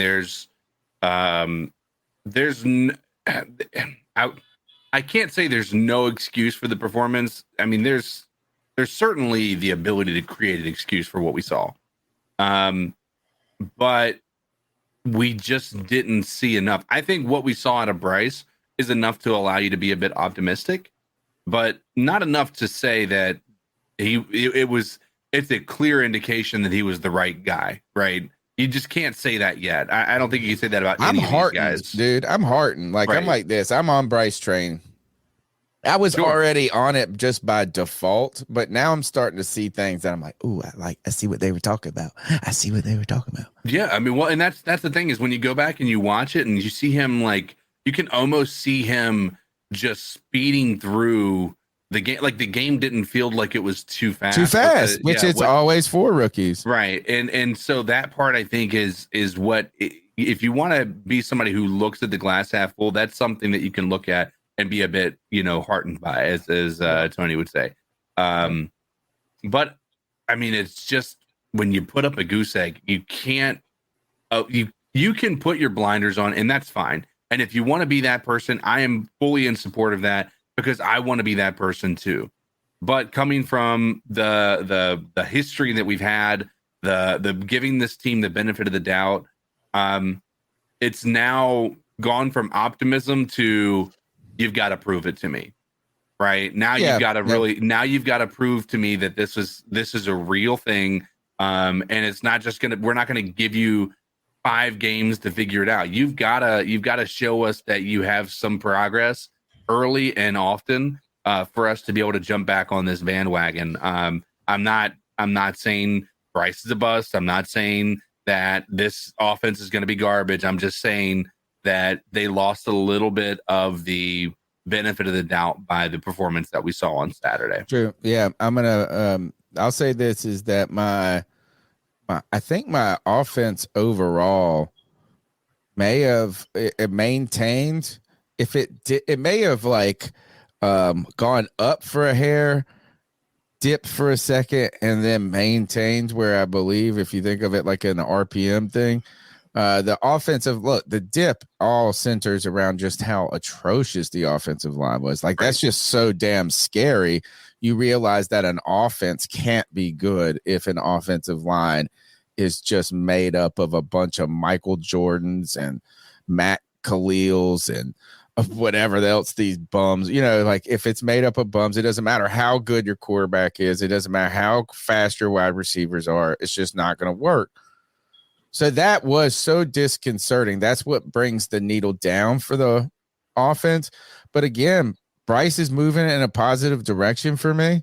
I think the receiving group is about as talented as we've seen, and as far as a back as I can remember in so many ways doing this podcast. And there's I think Thielen is better than people give him credit for. I think Shark is potentially Chark. Is it Chark or Shark? Chark.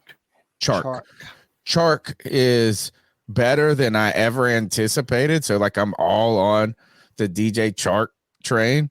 I think the idea that you have Mingo back there and you have some other guy, like then we have Miles Sanders and we got a better wide tight end than we have. So for me, the overall offense has either stayed the same or improved a little bit based on Bryce. It's gone down based on the offensive line. Now, when we go to the defense, overall, I would say my overall outlook has slightly improved, but it was in the kind of leaning red before Saturday. And not leaning red because I didn't believe in our coaches or even some of the players. But one, I was so many questions that so many unknowns that I was disconcerted with. First is the scheme switch. How's it going to work? What's it going to look like? How are players going to adjust? The ones that hadn't played in it before. Do we have the right talent for it? Is it going to take time to get talent to make it really what it's supposed to be? Can it stop the run? Then you go, oh, well, the defensive line is, do we got enough around Brian Burns and Derek Brown? Then you got injuries in the secondary and all of this. I think I saw enough flashes from some talented players, particularly Frankie Louvu, Derek Brown, Dante Jackson making a play. Other guys, Jeremy Chin even made a good play. I mean, not CJ Henderson. Yeah. I would say I was heartened by the defensive. It was this. It's like, oh man, these guys can do it. But they didn't stop the run well in the beginning. So it's not like it was really a big jump. It was just like it was already like it was just nervous about it. But I'm like, man, maybe Frankie Louvu, Shaq, and this other Deion Jones can maybe do this. Maybe this could work. So I think that it can work. Again, I like what Frankie Louvu did. For the time that our starting defense was out there, I thought they could have done a little better on third downs. But for the most part, you see what they're building. You see that they're fast. You see that they're aggressive. And not having Brian Burns out there on the field, I'm sure is another thing that, that's just another big-time player that they're not having to account for. So, again, like Pat Coltrane said, it's just camp. It's still early. Let's all pump the brakes. We have our rights to feel how we feel. This is a work in progress, but this is the time where you do work. And, I'm going to not jump off the cliff and freak out. Come on, you and Lord I'm just Michael. going to be like, hey, man, we're building. And I think that the coaches, regardless of what they say on the podium, they know that we have problems on the O-line right now. They gave Chandler Zavala damn near all the starting snaps at right guard. They're looking to see what they have. So take a deep breath. Hey, remember, us over here at C3 Panthers Podcast, we are your therapy session. Man, I feel like we should take Blue Cross Blue Shield at this point. Dude, we really should. Hey, you don't need better help. Just come to the C3 Panthers Podcast. Yeah, you know what? BetterHelp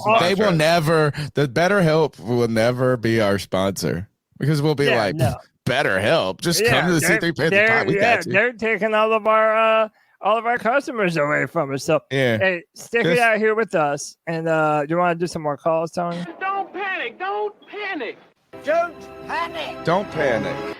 Don't panic. Don't panic, guys. Yeah, let's go to the next call. Hey guys, it's the growl that makes them howl. That too loud? Joey the Blind No. Panther. As somebody who went to this preseason game, as somebody who witnessed this 27-0 beatdown, Perfect. That's better. I want to take you back to last year's preseason. Our preseason home opener,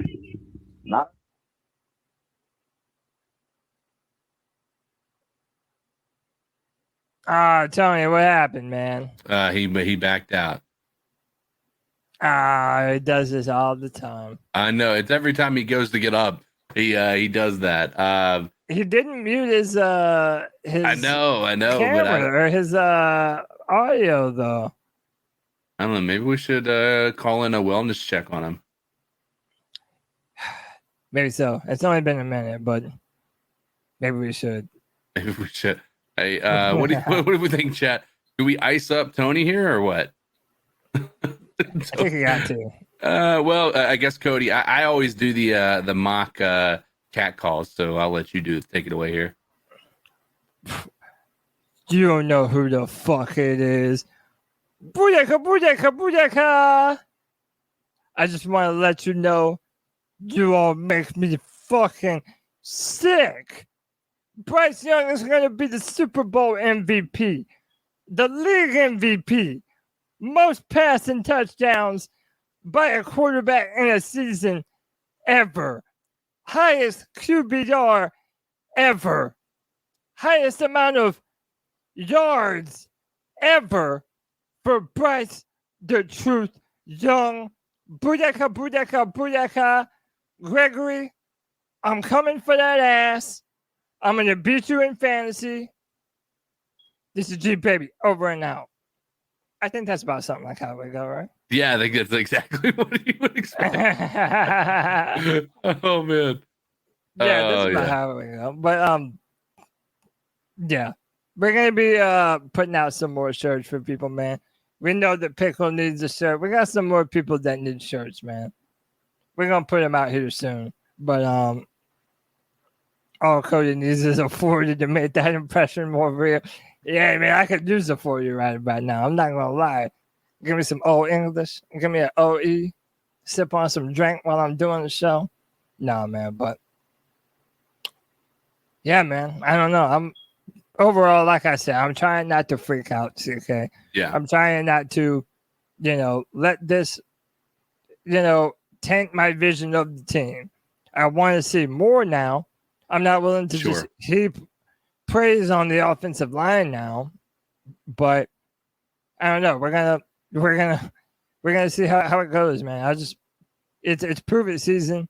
Yet again, man. I'm ready for them to step up and actually, show what they're capable of, man, and not just be hype. Like, I want us to believe in the O-line and believe in them for a reason. Right. No, and that's kind of the approach that we have. And Tony has made his way back. Your cat call ended in the middle of Tony. You never play the cat call as soon as you leave. What the fuck happened? I don't know. He was in the middle of the cat call and it ended. Did you not hear it at all? It started, but as soon as you walked away, hold on. Tell me if this. Look, this is supposed to just. We go on the train. I get on the train. Yeah, it's muted. Nope, it muted the whole thing. Everything. Yeah, I'm showing off to them, but I'm talking shit, and they're like, and they're just taking it. They're just like, brushing it off because it's practice. Ice up, Tony. And what do the Bills do? They're in the playoffs. They're, I mean, they do real good. Nope, don't hear it. No, didn't hear it. Nope. So all that I tell you goes to mean preseason doesn't mean anything. It's important for the players and coaches to see who they want to keep, who they want to get rid of. But it's not important. You've got, and especially week 1 of preseason, it's just, I mean, we got 2 more weeks of training camp, 2 more preseason games, and then we got 2 weeks of rest, and it's just extremely too early to panic. It's extremely premature, and I get it. We're Panthers fans. We are easily traumatized. Our Panther traumatic stress disorder is very real. Oh, man. But it's not time to panic, guys. It isn't. It's just, PTSD. PTSD. That's our next shirt. Thank you, Joey. Frank Reich, honestly, is a player coach. Is he going to exert his players and show too much of his hand anyway in preseason when it's 94 fucking degrees outside and feels like 150? No, he's not.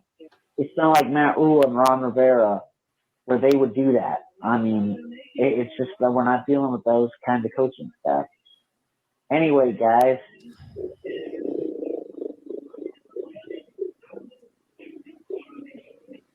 Wow.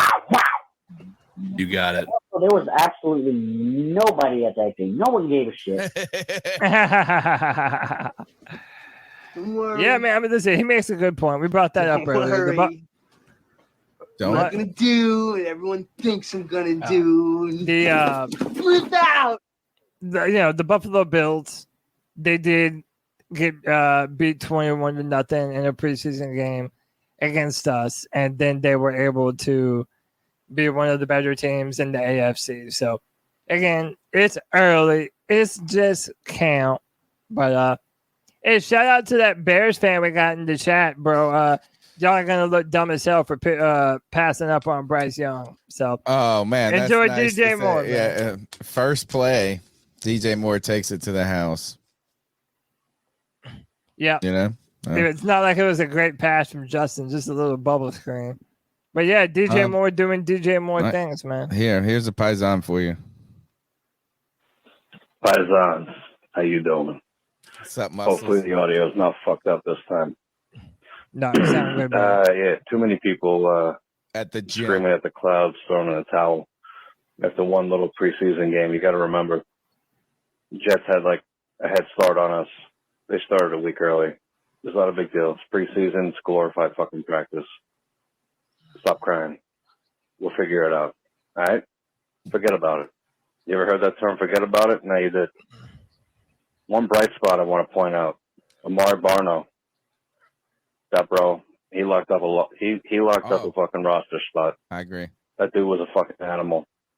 And I can't wait to see him unleashed. Anyway, Paisans. Good show. Talk to you later. Great show, other than Tony just blundering, lips not matching me in the beginning. How is this? It's just supposed to mute my mic only. Man. Now you know. Yeah, well, now I know. Dude, Baseball Billy said, am I the only one rooting for Rule out in Nebraska? Yeah, Billy. Yes. You're the only one, bro. The literal only one. In fact, I commend you for being brave enough to admit that out loud. And now we're putting you really putting you on blast in the spotlight, bro. Are the sound bites still working? The drop still that working? Works. Okay.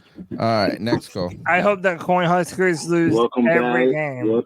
I hope they, you know what is, I believe there's going to be an existential crisis in academia on the horizon. Right now is that if Matt rules at Nebraska, could be like patient zero of colleges that just implode. Let's go to the next goal. I'm back. Welcome back.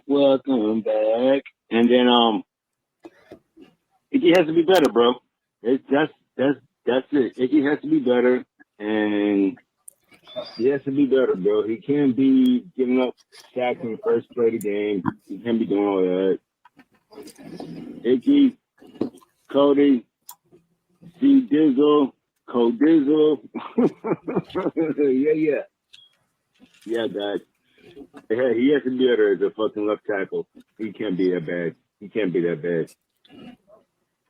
I meant ground zero, not patient zero. Is that Nebraska, the collapse of Nebraska under Matt Rule could be ground zero for higher academia. Icky, got to be better against the. How about this? Are you staying calm or are you freaking out, man? Are you freaking out, man? As I had so much fun getting these sound drops for today's show. Got back at the Super Troopers. Got to Adventures in Babysitting. See you later, Cody. CK, because you're scared of old 1980s and 90s movies. Icky, got to get better against the speed rush. It's not a matter of it's just this is this going to be an Achilles heel for him? Is this going to be a weakness in his game? Or is this something that he's just going to get better at? You know, and that's the question that, look, we could talk about it until we're blue in the face, but we're just going to have to see over time how he can. Here, another good matchup this week, Thibodeau, right? If he plays. If he plays, I don't know if he's playing. But, hey, listen, I'm going to give Icky the benefit of the doubt that he is able to make up for his perceived early deficiencies. But if this problem continues, y'all already know that I have my idea of what the answer is. I'm not even going to say it because it's not that time yet. But if y'all have listened to me before, y'all already know what I believe that answer to be. But we'll see, man. Still got some time to see how things pan out for Icky Aquanu at left tackle. All I'm right, gonna stay believing. I'm gonna stay here's believing. the growl calling back because I screwed him over. Hey guys, it's the growl that makes him howl, aka Joey the Blind Panther again. Now, I want to ask you something. After this game, do you think the coaches, not you guys, because I think Bryce Young showed what he needed to show, and I know you guys do too, but do you think the coaches are entertaining the idea of Andy Dalton starting week 1? Not at all. No. And do you think he's going to play next week, Andy Dalton? Because if they're playing Bryce Young in preseason and Matt Corral, they're not giving Andy Dalton any time in preseason. Okay, Frank Reich being a very player's coach, what do you think he's doing?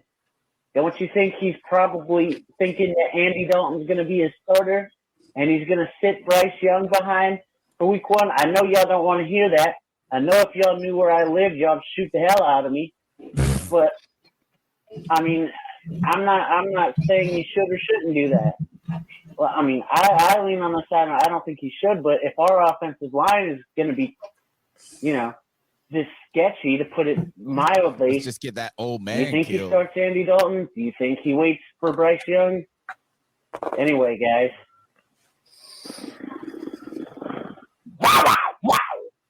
Yeah, not a chance, right? Yeah. I mean, No chance in hell. Andy Dalton has played in this league since what, 2012? Like, how much more of a preseason does this man need? But haven't they already paid Bryce? Yeah.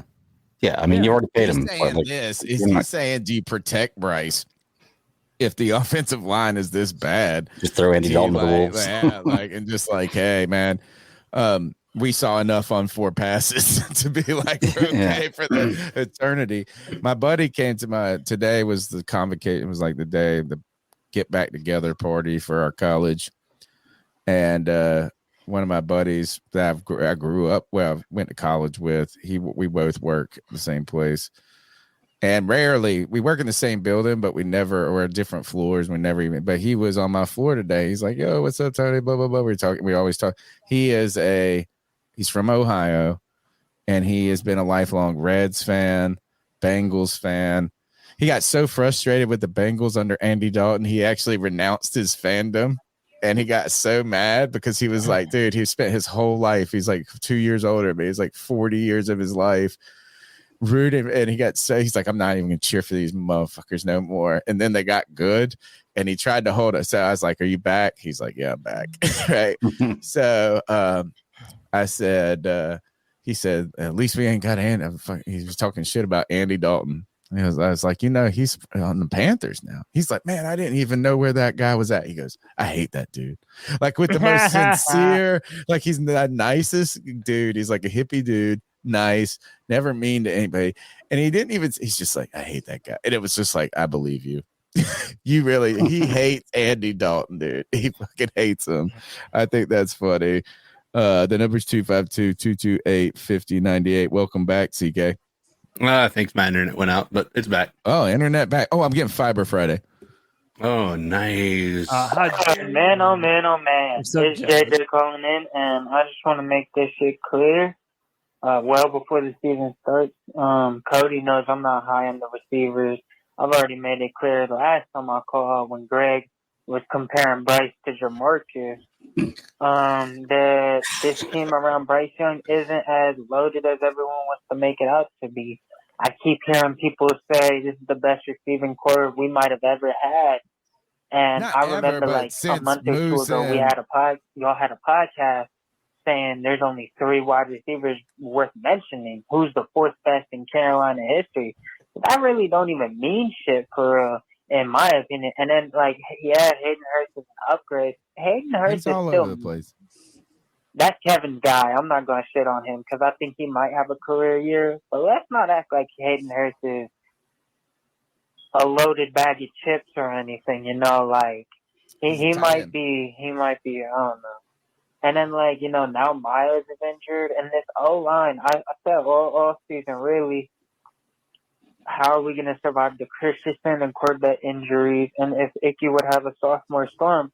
And, you know, I have full faith in Icky getting better, but, you know, these are actual issues that we have to account for, especially when Frank Wright has always been slow or had his moments as a coach. And Bryce Young is transitioning to the NFL. Like, he's still a kid. I don't expect him to just know how to win games off the rip and go crazy. You know, he's a rookie. I definitely think, though, we'll be able to, like, look at, when we watch the games, we're going to be sitting there saying Bryce Young was out there making chicken salad with chicken shit, as Tony usually says. So we'll be able to paint the picture with our eyes, but, I mean, like, I definitely think those are going to be the issues that kill this team. So, yeah, tell me what y'all feel about that. I know it was one preseason game, but I've honestly been harping at this all off season. So, yeah, keep pounding. Keep pounding. He's another one who's not too high on the receiving core. And hey, look, dude, at this point, I have too high, but that tells us how bad we've been. Well, but I also have no bones to pick. Like, dude, at this point, I'm ready just for us to play. Like, God damn, we've had an entire offseason of us saying whether or not it'll be good, whether or not we're actually going to be worth the damn. Some people are optimistic. Some people don't believe that this receiving core can be shit. I'm just ready to play, man. It's all conjecture. I want to see what they can do if we get a little bit of protection, for God's sakes. So we'll see. I did want to add this, right? Every Tuesday night, they have Hard Knocks. And tonight, I haven't watched it yet, obviously. We're doing the show here. I intend on watching it when the show is over, but Joe Person put Hard Knocks was not kind to the Panthers. From Quinnen Williams telling teammates he had 10 sacks in joint practice to Robert Saleh saying, God, I love kicking people's asses near the end of a Jets 27-0 exhibition win. Oh, man. You know, I was listening to some Charlotte radio from Monday, and Mac and Bone are from WFNZ, and they were down at the joint practices, and he said the Panthers were competitive in practice, and then they just laid the egg. So then the Quentin Williams things is interesting. If that was from camp, my buddy Chandler sent me a text during the show. Let me read this real quick. Oops, sorry, guys. He sent me this text, and it's got a link to part of the Camp Confidential. In fact, we'll just go to that. We got one more call from JJ, the second half, and then we'll go to the next subject, and then a couple more calls. But during Camp Confidential, Brian Burns is giving tips to pass rushing tips to some Jets defensive players. Quinnen Williams, I think. Was it Quinn? I think I have that clip. You want me to play it? Yeah, let's play it, because then I'm gonna tell you what my friend Chandler texted me about this. All right, give me 1 sec. So, you know, I guess this is hard. I'm guessing friendly to Carolina. Yeah, I'm guessing they're not going to be showing Brian Burns destroying their offensive line. Right. I mean, but I think the Saleh, the kick in the ass is, that's warranted. Hey, remember how he's shit out of us on Saturday. So, like, I don't have a problem with that. I want to hear what Quinnen Williams says, though. If he said he got, especially when you have an opportunity to get some tips from one of the league's best. So I was tight end. So I was outside the tight end at first, and I moved in, and then I know I'm gonna get tipped. So I get away from the tip, go inside. He commit, I spin back out. You know what I mean? You got telegraph. Nah, I can't tell you. I want him to bite. I want him to think it's an inside move. You be keeping your hips toward the quarterback. So when you get off, you stay like this. Right? It's a little bit of both. So like, depending on what I want to do, like I can either just come straight off. If I want to like beat him early, I know he's like maybe Todd, I'll tell you I want to fight at 2. I don't want us to get nicked. My man, I think that's just the Jets production. Oh, was it? Yeah. Do y'all have an issue with that? Well, what, here, him teaching other players? Let me tell you what Chandler, my boy Chandler, sent me. He sent me that same clip right there. It's a Twitter clip, and he said this man gave tips to the Jets lineman and about got our boy killed. Like, and then on Saturday sometimes you're they being go too out nice. and they fucking they just and Greg, that leads to your question. Oh yeah, like I just wonder if you guys had a problem with that because personally I don't. I don't have a problem with it, but like I actually, it's kind of. My buddy Clip always says this: is he always loves players that embrace rivalries for fans. Like, so he's a Commanders fan or a Skins fan, and he wants a player that verbally hates the Cowboys. Like he just is like he's like he doesn't. It's not that he doesn't appreciate the jersey swap. He just wishes they were like him more. Right. You know, and so he's not mad at him. But I would say this is I would say, like you said, Cody, is being too nice.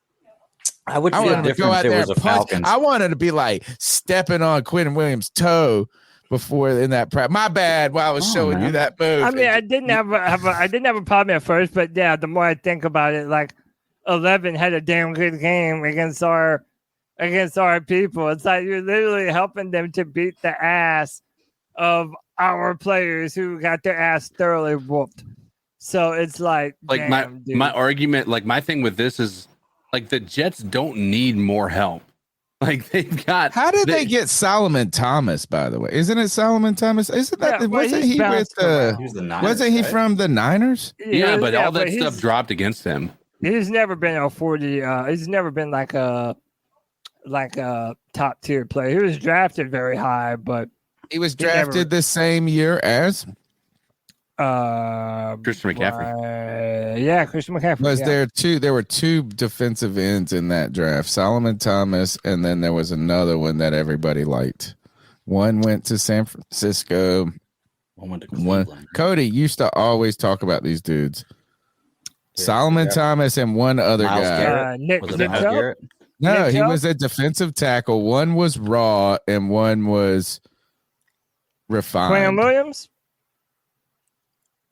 Maybe it was. Man, no. Was it? Did he go to the Skins? No, defensive tackle. Same draft class. I'll look it up. Just continue. Yeah. Oh, by the way, White Chocolate, our boy with the $1.99 says off work, going home to lay an egg like the team. All right. Yeah, I don't even know what that means, and I don't even care. I don't have to read too deep into it. Yeah. Okay, here. I want to do this. Let's first, before we go on to the next topic. Well, didn't I say I was going to play? Oh, I was going to play JJ's second half of his call. I want to push the gear before to the next topic. All right, here. Here's JJ. Matter of fact, it's JJ. Let me double down on this. So let me get two scoops. All right. I'm calling in again because I do want to adjust the offensive line because I mean, it was ranked, I'm pretty sure, like 15th in most rankings last season, and honestly, like I kept seeing room for regression, or I guess maybe it was just because as a Panthers fan, we've never had good O-lines for this long. I just wanted them to prove it yet again, and I don't know. I feel like fans were too quick to crime the O-line, especially because they were playing good, like even better in the second half of the season, and then we sustained those injuries. I don't know, man. This O-line, especially when we have zero depth anywhere on this team, honestly. There's even starters we don't know about if they're going to be good, let alone if we're going to transition to a new scheme and how well they're going to do at that and shit like that. So, yeah, like, I don't know. Tell me how y'all feel, how y'all really think the O-line is going to be, the weapons, how they're really going to get this done. I do think the defense will be good, though. So I appreciate you, C3. Keep pounding. Keep pounding. Keep pounding. A lot of good defensive linemen in that draft. 2017, Myles Garrett went 1, Trubisky 2, Solomon Thomas 3. Then you drop down, you got Hassan Reddick, 13. Derek Barnett, he's been okay with. I mean, he's like Jonathan. Is he still with Philly? I wonder if it was Jonathan Allen and Solomon. Yeah, but Jonathan Allen is the defensive tackle for the Washington. So. See, I think it was Allen and Thomas that we were all. It was that, and then it was. Let's see. Wasn't T.J. Watt in that draft also?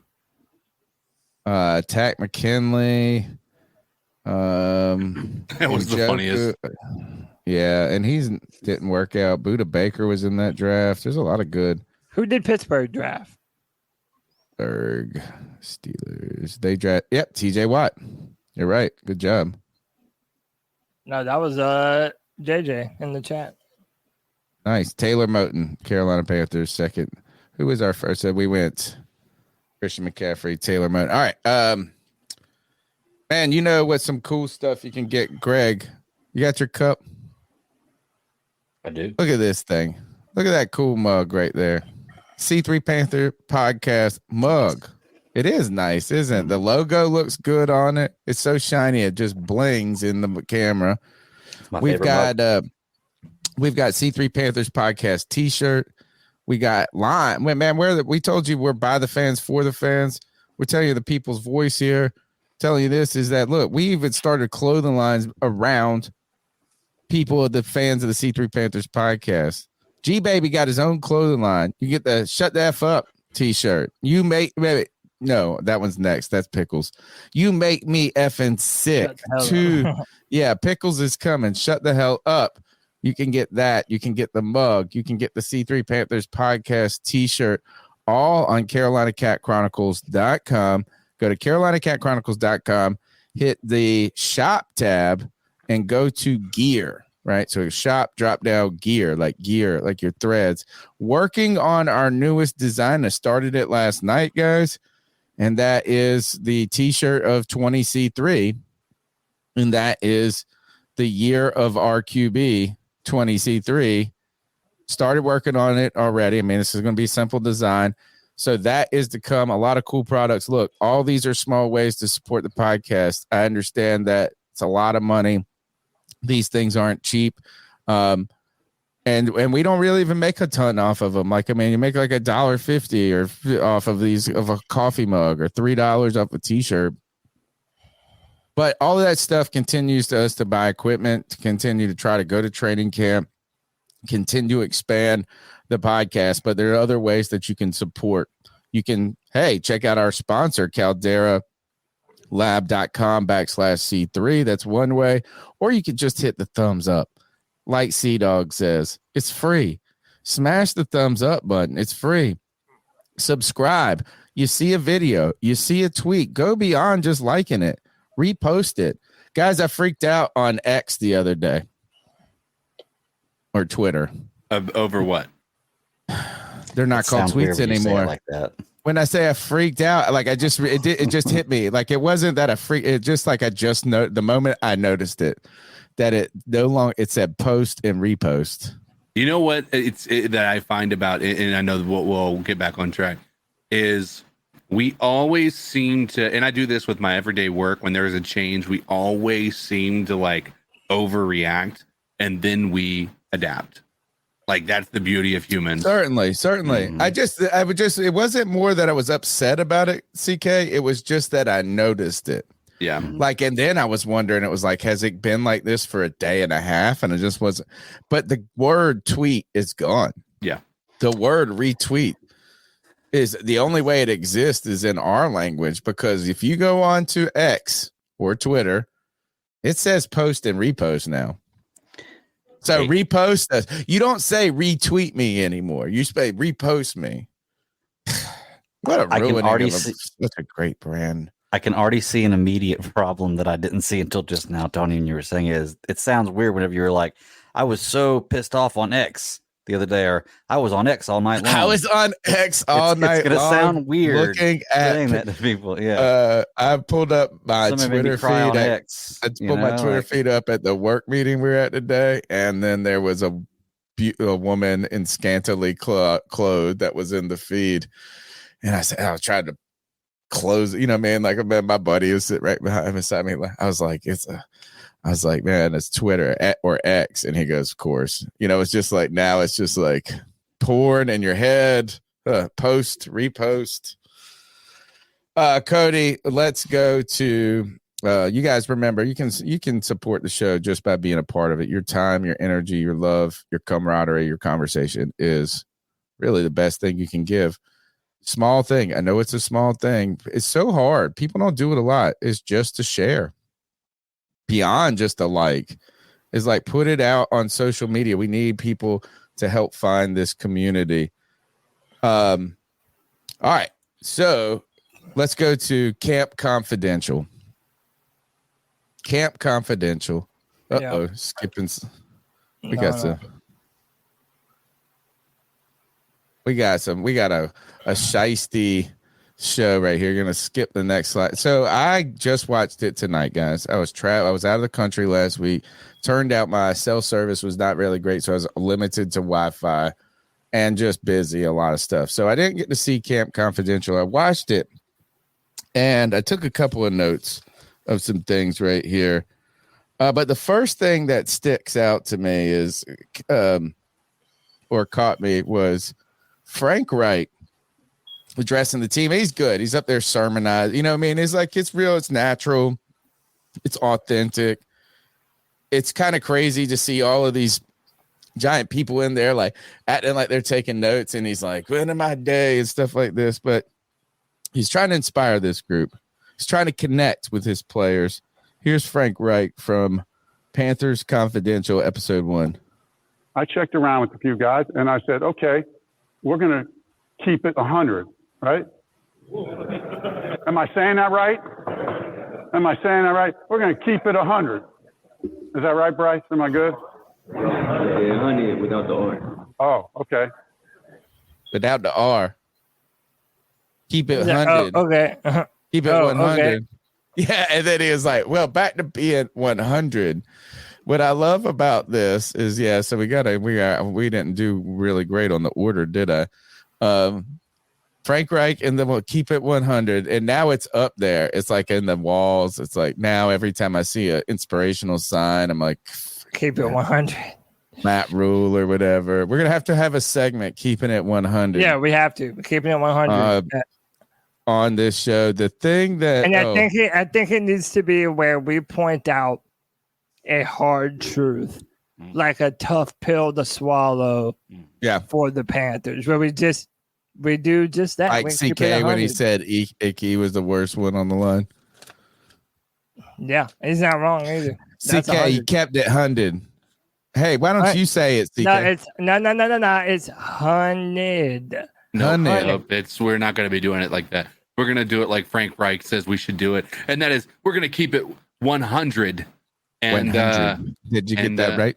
Yeah. So let's just keep it real. I'm you all got down it for right. That. You got it right. The thing I love it, and I thought I had the clip, and I didn't load it up.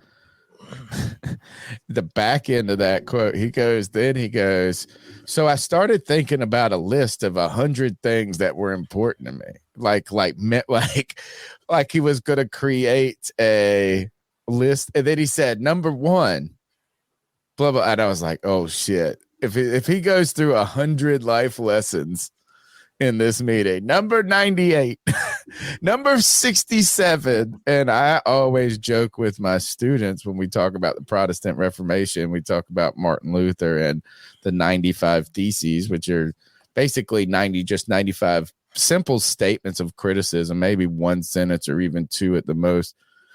And I go, and he wrote this, and there's 95 criticisms, and they fall into these 3 categories. And we go, and I say, all right, and we're going to figure out how each one of these. And I go, all right, number 1, boom. Number 2, and then you see him so go, oh shit, is he really going to go through all? And then that's the joke ends there. But I wonder how many Frank Reich got through. That's what we need to know, is how many 100 principles. It was principles. It was like life lessons. Like, remember, it's 100. 100. No, but Bryce said just no R. 100. No, it's No, there's no did. No, it's not did. No, it's not hunted. Hunted. It's hunted. Hunted.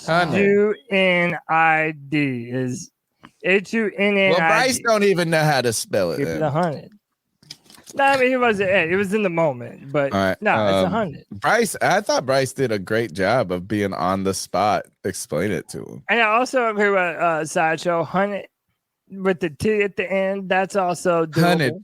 100. Keep it 100. Okay. Yo, man, hey, dog, I'm gonna keep it 100. 100. It's either 100 or 100. 100. But the T has to kind of fall off. I'm gonna keep it. Hey, what's the right way to say it, CK? 100. That's what it is, the right way. All right, so some other things is I thought DJ Shark was fun in this. He was joking around. He looks getting like he's comfortable in this Camp Confidential. But I really want to talk about this mess. Dante Jackson's mask, dude. This thing is bro. I paused this. I slapped it up. Cody, you want me to bring it up? Say it one more time. Oh, he won't pay attention. Yeah. This right here. Yeah. This is my favorite part of the show. This is like, you know what this made me think of is, and I told you guys, you get me back and you get everything, the full. This is, look, man, this is. And I'm gonna tell you something. This pimping that I got in my blood, it came from a family tree. My granddaddy was a pimp. My great-great-great-granddaddy was a pimp. I'm talking about pimping since pimping. It's in your bloodline. It's in my blood. It's in my bloodline. Because you was born, all the people in your family were assistant pimps. Yeah. Assistant. This guy right here has been pimping. This thing's awesome, dude. Do you think it messes with your eyesight at all? I mean, I don't know. I mean, it looks like it would, but I imagine that you wouldn't be wearing it if it was that much of a visual impairment, right? Like, surely you don't want to look cool at the cost of knowing what the hell is in front of you, right? I'm willing to bet he can't even see it, to be honest with you. I'm willing to bet it's some kind of thing where he's looking at the. It's similar to like the decals on the back of a truck or something like that. Well, it's really not for him to be able to see. It's for everybody else to be able to see. Right, but what I'm saying is, it's not gonna. He can't see through. Like, he doesn't see the backwards image. It's not blocking him. Yeah, it's just like it's something you see on that side, but on this side, he doesn't see it. Yeah, it's just the outlook. It's just clear. Yeah. Man, I tell you, this is cool looking though. It is. Put that with Brian Burns's Spider-Man face mask, and it'd be a pretty bad. And then give him Joey Bosa's Power Rangers helmet. You got a really badass helmet there. All right. Also, Camp Confidential. I thought this was funny. One guy goes, "Dang, Chin is strong." One of the offensive players. That's what he said. Chin is strong. So I like to see that. Von Bell was a big part of it. Kind of joking around with Deuce Staley. He said, why is Von Bell's his name Senior Slime? Senior Slime. What the fuck is that? Is he says like his clothing line too or something? No, I think that's what his they call nickname. it. Yeah, that's Senior Slime.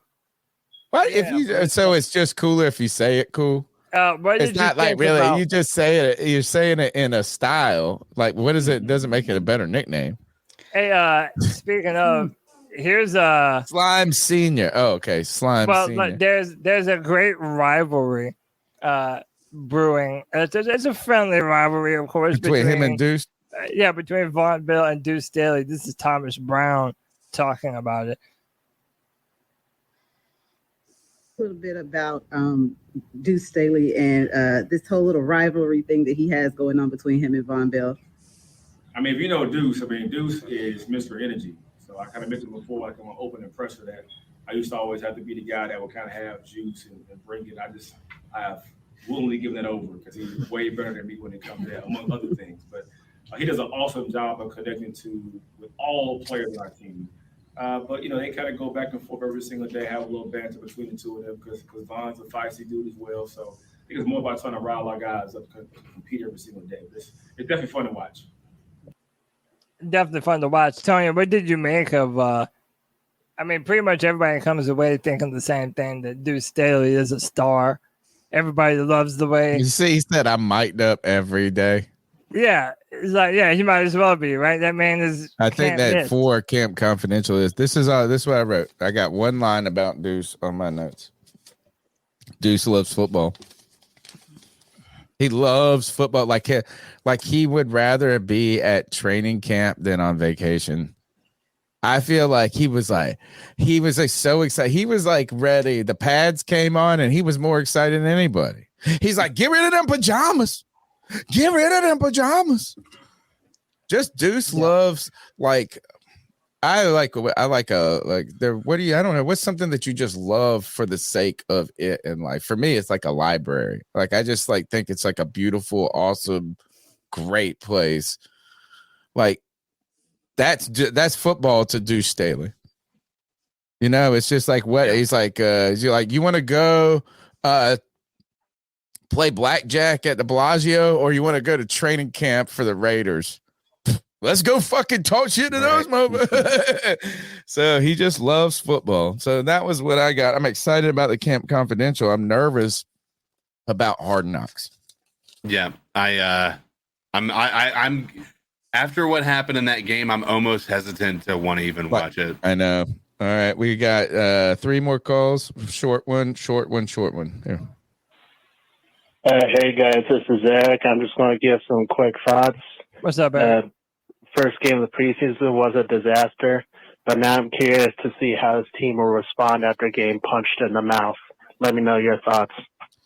I think this is the greatest part about this, and maybe this is me just trying to find a silver lining. Yeah, but I think that if this was going to happen, this is a good time for it to happen, right? I think this has sent shockwaves not only through the fan base, but as Cody said earlier, to the team, but even to management. Look at this today, the focus of all of those guys at that offensive line. Scott Fitter, my friend Chandler, put on Twitter, giving Zavala the death stare out there. Like, it's on everybody's radar now. Mm-hmm. So there's like, if there's gonna be a problem, you know, if it's better for it to happen earlier than for you to think that you're gonna get by and it really just come up and catch you later on. So I think it's a wake-up call to the players. I think it's a sobering moment to the fan base. I think it puts guys on notice that were probably should have already been on notice. But I think it says this is like, look, just because you put together a great squad of coaches, Frank, this ain't going to be easy. And not that he thought it was, or Scott, just because you traded up and you had some big wins and you got Bryce Young and you did all this, that shit is already in the rear view. Mm-hmm. So gut check. Hey, keep it 100. There you go. There you go. Yeah, you got it right, man. Do you not even say 1? Do you just say keep it 100? 100. 100. Keep it 100. So you don't even say 1. I mean, I feel like you can. I feel like that's 100. Or do you say 100? Or just keep it 100? I mean, I feel like you say I'm gonna keep it 100. Give me 100. I mean, you know what? You'd be like, I can keep it 100, or I'd be like, yo, I'm gonna keep it 100. Either way is generally acceptable. Keep it 100. Keep it 100. Did you see that? Who was it? Miles Sanders showed up. They were like, "You got any more bags?" He's like, "No, I just get." And then he was asking somebody to buy him body wash, and the guy said, "Yeah, cash at me $100." He didn't say. I wondered if he said 100 or if he said 100. And my routing number is clearly, like it's like I'm gonna say, how about this? Is when I'm trying to give you my banking account number and I need it to be right. I ain't going 100. I'm saying 1 Tango Charlie. All right, next call. Hey. Oh man, you know who the fuck it is. Booyaka, booyaka, booyaka! What's up with my boys, y'all? Thought I was gonna fucking call in. I wouldn't fucking call in. I was asking somebody to buy a world. I wouldn't even miss this. Where's fucking ass? Gregory. This motherfucker is a disgrace to fucking Panther Nation. His motherfucking Panthers card has been revoked. He's a fucking disgrace. How dare you, bro? Come out to fucking HNIC, the head nigga in charge, bro. What the fuck is wrong with you fucking fake-ass Batman? Fake-ass Batman, bro. I'm gonna get to you later, bro. Let's talk about the Carolina Panthers, boys. TMJ is done. I don't want nothing to do with TMJ. I'm over it, man. We got our ass kicked on preseason, but I'm not really tripping about it. Bryce made the right read, put the ball where he needed to put the ball. If it wasn't there, he threw it out of bounds. Typical, just elite IQ, man. I'm excited for the season, boys. I'm really, really excited for the fucking season, man. But you thought I was going to call in for you? Come on, Gregory. I'm the one with the You told me you were calling in for me. You told me yesterday. You said I got you on Tuesday. Come at me, bro. You just don't have that, bro. But I'm going to call in again because I got a little something. Shut up, Meg. Nice. Greg got his phone out and put it. You know what? It ain't over, though. Nah. G, baby. Not to mention this double L-sided fucking weenie. Don't want to put some fucking money on the motherfucking C3. I've already got money on. I've already bet you for next season. Your ass, motherfucker. I promise you. I'm busting your ass week 9. I'm going to be in Carolina, in Charlotte, in the bank, busted your ass, Gregory. Motherfucker got a fucking black and yellow Batman shirt, but rocks a Thor hammer that's fake as fuck, that's made out of foam. I'm coming at you, bro. You're gonna die on that fucking hill. You wanted to shit on the truth? The truth shall set you fucking free, bruh. I love the not a fucking wet blanket, a fucking soaked blanket. I'm coming at you, G. He's like, I'm coming at you relentlessly, consistently. And you all know who the fuck this is. It's the big dog, the HNIC, the head nigga in charge, the one that's gonna wipe all you motherfuckers out in the league. Cody Lack, we got some business to talk to. Get at me, partner. Y'all know who this is. Your boy. Best. He's like one of our best. He's one of the best callers. He's like Dude, he's my favorite caller, probably. Dude, you said this when you were over here. He is a bully when it comes to trades. The trade. Oh no, he tried to swindle me right at this moment. So he's always trying to swindle you. No, so he did this.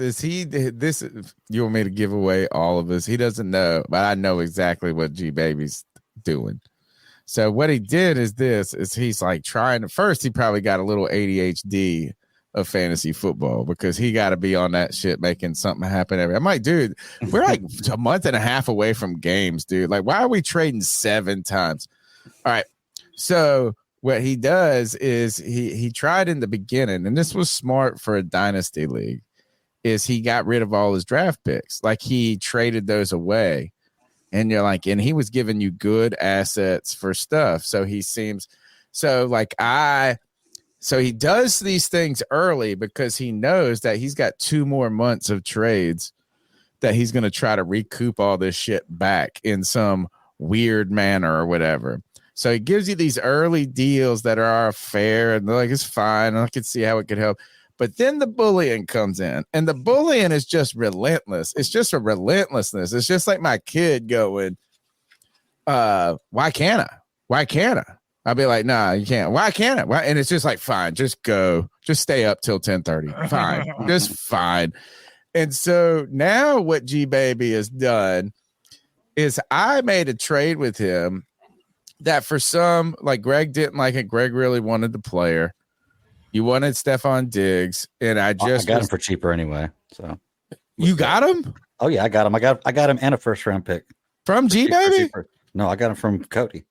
How many people has he drafted? This G Baby is like a pimp, man. He like a dude. Listen, I'm trying to get Alvin Kamara from it, and keep in mind, Alvin Kamara is older. He has a 3-game suspension that he has to serve to start the year. I don't care. And he's serving time with, he's splitting time with the Williams kid that they just signed in free agency. And, bro, he wants me to give him a 2026 1st-round pick. I like. Yeah, and here's the other thing: is don't give me. I don't want no picks, Greg. In our dynasty, I don't want. If you come to me with picks in a trade at this point, I'm over it. Like unless you giving me the first round, right? Yeah, don't ask for my first round and give me a first round. But I don't want no second round pick. I totally get that. Yeah. Like I mean, first of all, like that's in a dynasty league where we keep every single person. That could be like a fucking 4-string tight end in 2 years. So no, I don't want none of that. But all I have is 2 first-round picks next year and 2 first-round picks the year after that. He goes this. Dude, I have nothing in 2024, bro. Cody, he always says this to me. He said, "I'm one generous ass Negro." Yeah, I'm like, man, leave me alone. I'm trying to work. I mean, he texted me during the game. 7 different deals. Bully. Cody, that's the last call. I love G Baby. He's so fun to me. We're pretty much G Baby's call every week. We got a couple more things. We got 2 super chats. Oh yeah, look, I like my sons. Kev, yeah, he would donate money just to make fun of me. New segment: Bring Your Sunscreen, inspired by Cody. CalderalLabs.com/C3. Inspired by Cody's lack of sunscreen, keeping his skin, recovering his skin. CalderalLabs.com/. And then Anthony will donate just to tell me how shit my fantasy team is, which I disagree. They're all bullies, man. And when I say bullies, it's like I'm at work and they're like, "Come on, dude." They're like, "Time's a waste." I'm like, "God, dude." Like, no, but you know what? You know how I know that these are all really my boys? You're not my friend unless we can actively make fun of each other. True. And that's always how I've been. So yeah. It's a side of. And by the way, Anthony, you're too old to like iCarly, bro. Grow up. Grow up, bro. She'll never love you. Never. All right. What's up next? Are we at the end? We got the news? Yeah, dude, we're fine. Yeah, we're pretty much. Man, we're in the home stretch. CK only got 72 ice up picks. No, I'm just kidding. Hey, how about 120 strong? Still, man, we appreciate. Let's get these numbers up. I want more. Greedy. But yeah, let's do this.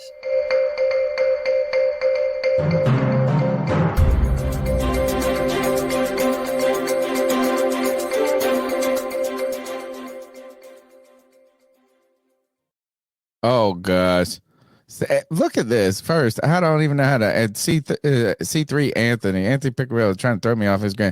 He goes, his name's Anthony. First of all, he got C3 in his handle. He puts $1.99 out on the table like I'm a stripper. And he says, Miranda loves me. You know who my wife is? Miranda. What are you messing with my wife for? Is that No, he's talking about Miranda Cosgrove from iCarly. Yeah, I know. But I'm like, I was like, Anthony, Miranda loves me. Is this my daughter donating or something like this? All right. Well, that was funny. This is sad.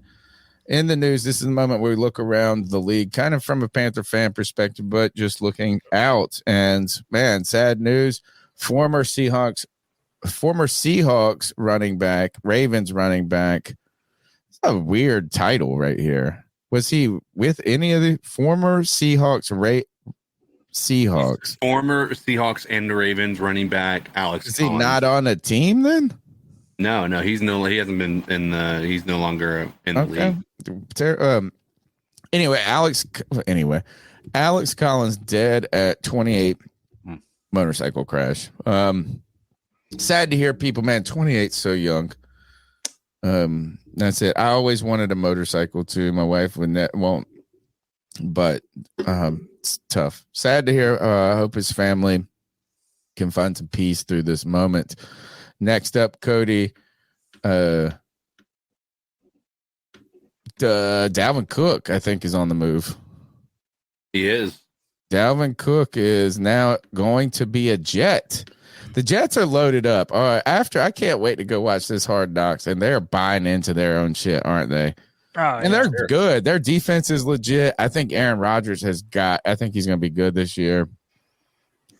And now they're like this. You know what? They're making a run right now. Is Dalvin Cook them saying this? We want to win now. Yes. Well, I think Aaron Rodgers was like that. Too. I think adding a Dalvin Cook is a bit overkill. They had Carter and Breece Hall, and they're gonna have to cut Carter. Right, or trade him or something. Carter is a good running back too. I think this is a bit. My worry, if I'm a Jets fan, is that they're doing so much with all these different pieces. Is like, are they fitting team the puzzle doesn't pieces? work? Yeah, it doesn't. It rarely works. It worked down in Tampa. It worked in LA. In LA, but you have to make sure you have the coaching staff to put those pieces in the exact right position. And so I guess we're going to be finding out whether that's the case or not. I'm not going to count out Aaron Rodgers. Is whether you like him or you hate him, the dude knows how to play football. So I'm not gonna count him out. But it'll be interesting to see how they end up utilizing all three of these backs who are going to be hungry, and many of them are going to be hungry for a contract themselves. And so Dalvin Cook taking those snaps away isn't going to bode well for their outlook. Another one that we didn't include in the show was Ezekiel Elliott is now a Patriot. Well, what I heard today doesn't matter. They're going to finish last in their division. Probably. What I heard today with the whole Dalvin Cook thing was basically what they're probably going to end up doing is just beat Dalvin Cook into the ground for the majority of the season and save Breece Hall. Yeah, for when it gets later in the season and postseason. Because Dalvin Cook's like a 1-year rental. You're just going to beat the hell out of him. Breece Hall is dealing with an injury. Yeah. So give him time to heal up. Let Dalvin Cook eat for a few for the first few weeks. But Dalvin ain't old, bro. He's the same exact age, or I don't know about age, but the same as McCaffrey and Kamara. He is on the back end, but they all got drafted that same season. Kamara, Dalvin Cook, and Christian McCaffrey. Mm-hmm. So, are they all on the back end? It's maybe Dalvin got a little bit more in the tank than we're giving him credit. He's not Ezekiel Elliott old. Dalvin's the only one with a major injury that he had as well, though. Yeah, I got a question with this headline right here. Anthony Richardson named Colts starting quarterback for 2023. This is a surprise to no one. Whose quote was it? That's what he said? I think Anthony Richardson said that. Yeah. He's just being humble on purpose. Well, and I'm not sure. I'll have to look up the story. That's a good question. Man, Gardner Minshew. I mean, Minshew looked good in preseason. Yes, man, Minshew is good, dude. He's good. Minshew is like that. Minshew is what you would hope Matt Corral will be, but the problem is he's just like he showed he can be good, and nobody's still giving him a shot. Yeah. Yeah, I mean, that 1,300-yard season that DJ Chark had, guess who the quarterback was? Gardner Minshew. Good point. Yeah. Gardner Minshew was 6 for 6 for 72 yards. I mean, I can understand how they're starting Anthony Richardson. Anthony Richardson looked pretty good, so it doesn't bother me. Next is, let's see. This one is wild. Yeah, this one is sad, but also confusing. It's gotten bigger. It's got a story that's got way legs. bigger. It's like national news at this point. So Michael Orr, our left tackle when the Panthers went to the Super Bowl in 2015, he was the subject of the Blind Side movie that many of you may have seen. Or maybe not what would you say, the subject or the antagonist? Well, I mean, no, he was the protagonist. Excuse me, protagonist. Yeah, he was the hero. Yeah, he was the hero, but he has a lot of problems with that movie. And Anthony's right. I didn't read the last super chat. It says, "Last one, Cody. I'm coming over for the Saints post game. You better, bitch. Shit, you're in Charlotte. We might all be at a hotel. Oh, really? I mean, I've got one of our listeners has offered a ticket to me. Oh. CK, you have season tickets. I do. So you could go, right? Have you already sold it? I've got them up on the market. Well, you might want to hold up. Greg, aren't you going to that one? No, not the Monday night one. No. I mean, I can go. I have to cut. It will be tough for you, CK. Yeah.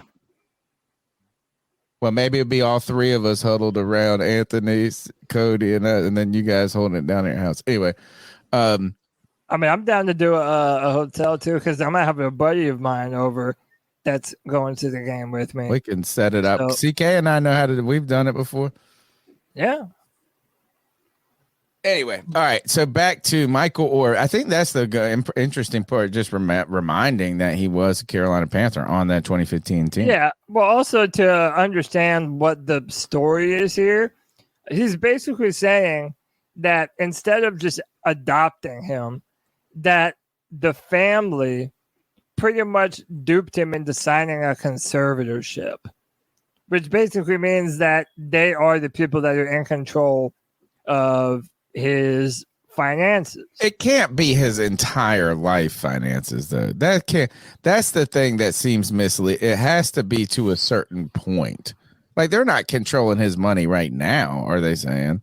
Yeah, well, apparently his brother or his adopted brother came out and said he did an interview at Barstool. Yeah. And basically said that a few weeks earlier, he threatened them and said, "Hey, if you don't pay me $15 million." Oh, hold on, slow down. You're skipping ahead. All right, so look, you're jumping. All right, I'll do it. So this is what the story comes out as. Former NFL player Michael Orr says he was tricked into signing a conservatorship instead of being adopted by the Tuohys in a petition to end it. Orr alleges that he never received any money from the 2009 film inspired by the family, The Blind Side.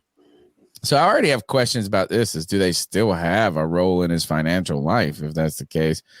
Then this goes on. This is the kind of detailed look. Let me pull up on this screen so I can read it a little bit better.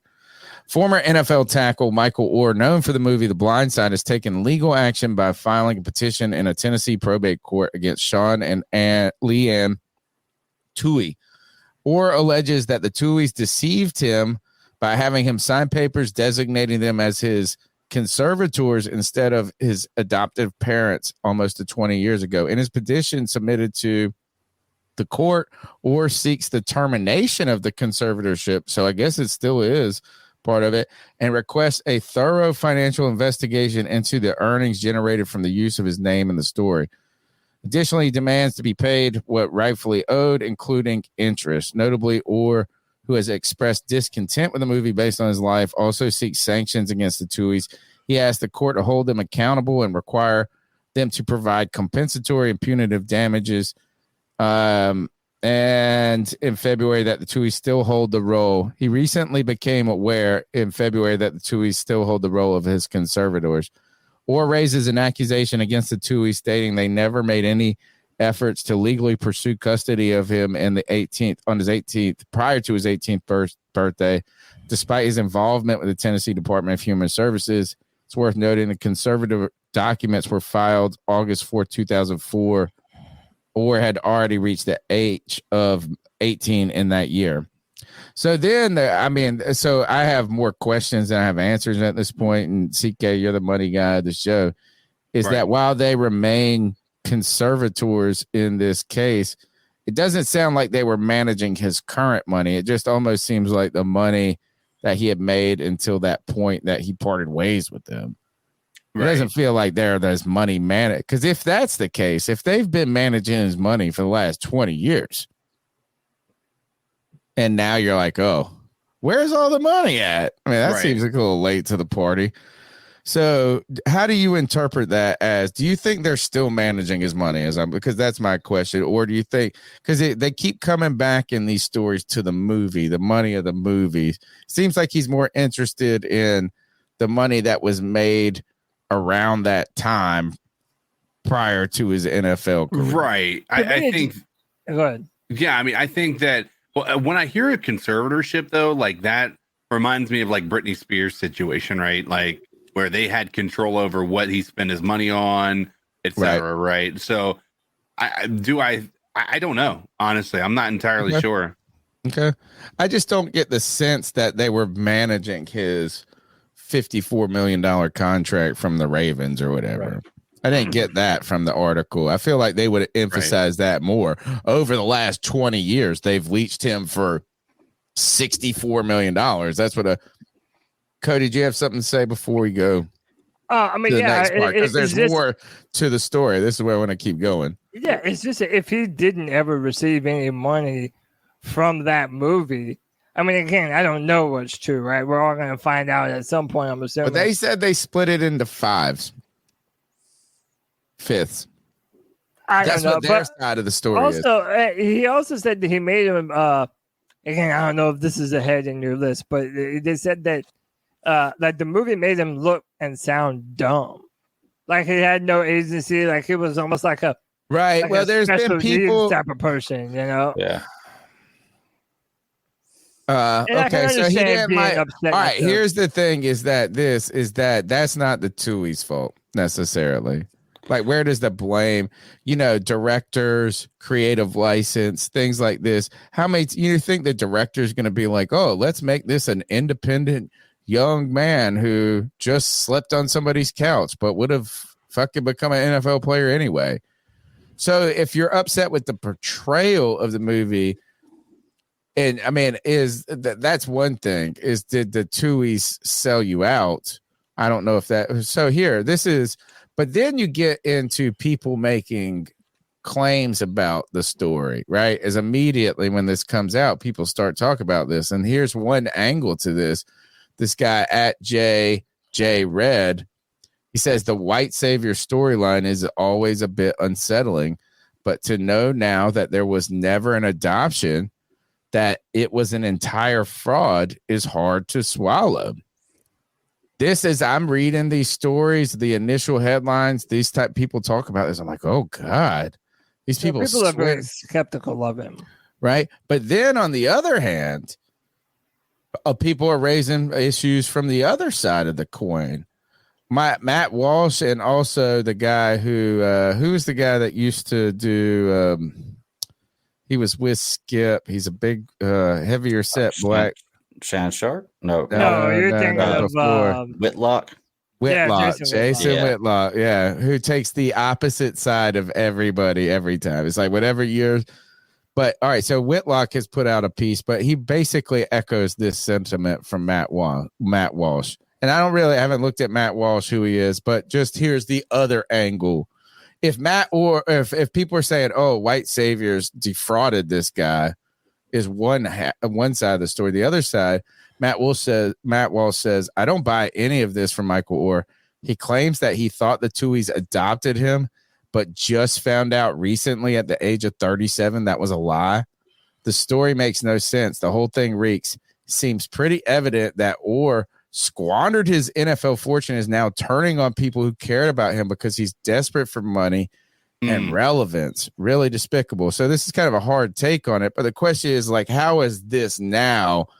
Because they were at the Panthers games. Don't you remember? They trotted the Tui's out in Carolina with him.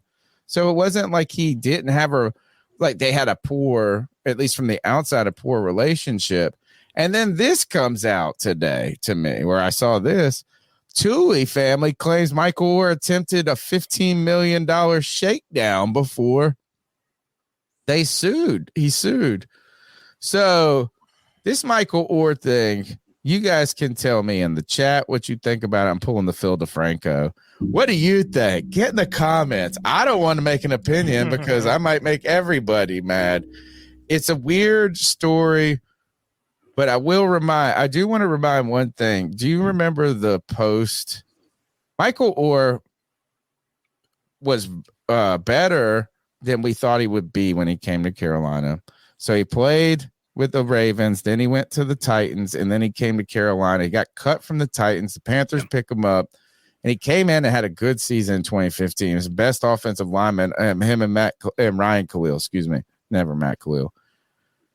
But then he got in 2016, I think it was in the second game, of the season against the Vikings. The Vikings game, he got a concussion, and maybe he had one the week before and it didn't get diagnosed and stuff. But the concussions basically ended his career. In Carolina and entirely. And then the one part I just remember, this one random event. Do you remember just out of nowhere, we hadn't heard from Michael Orr, nothing, and then all of a sudden he just put on like Instagram like a shotgun and pills. Yes, and was like, I do remember that. Yeah, and they were just like, "Oh shit, is Michael Orr depressed? Does he got CP? All of these things." And so then I just want to interject that into this wild story, but I'll also say I don't trust anybody, including the Tuohys, if there's all this money at hand, right? And at stake, is people do ridiculously shitty shit for less than $15 million. Oh yeah, it's. Go ahead. I'll say it is a crazy situation. It's hard to really, just knowing what we've seen here, to really pick a side, if there even is. You don't. I don't want to pick it. That's dangerous. Yeah, I don't know who would be at fault here, and we definitely don't know enough details about this to really make a fair judgment. But I was looking at it though, like I'm wondering. I looked it up. It cost $29 million to make that movie, and it grossed $300 million. So they had to make 60 for it to start making money. So the movie made $240 million. And is that? I wonder how much of that was sales. They're supposed to 2.5% royalty to the Tuohys.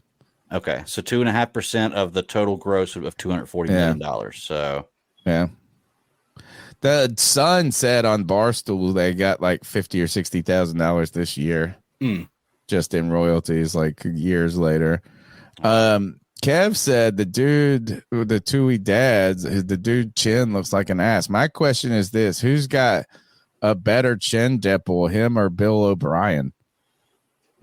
Bill O'Brien's got a dimple that goes into his brain, like you can see into. Yeah. All right.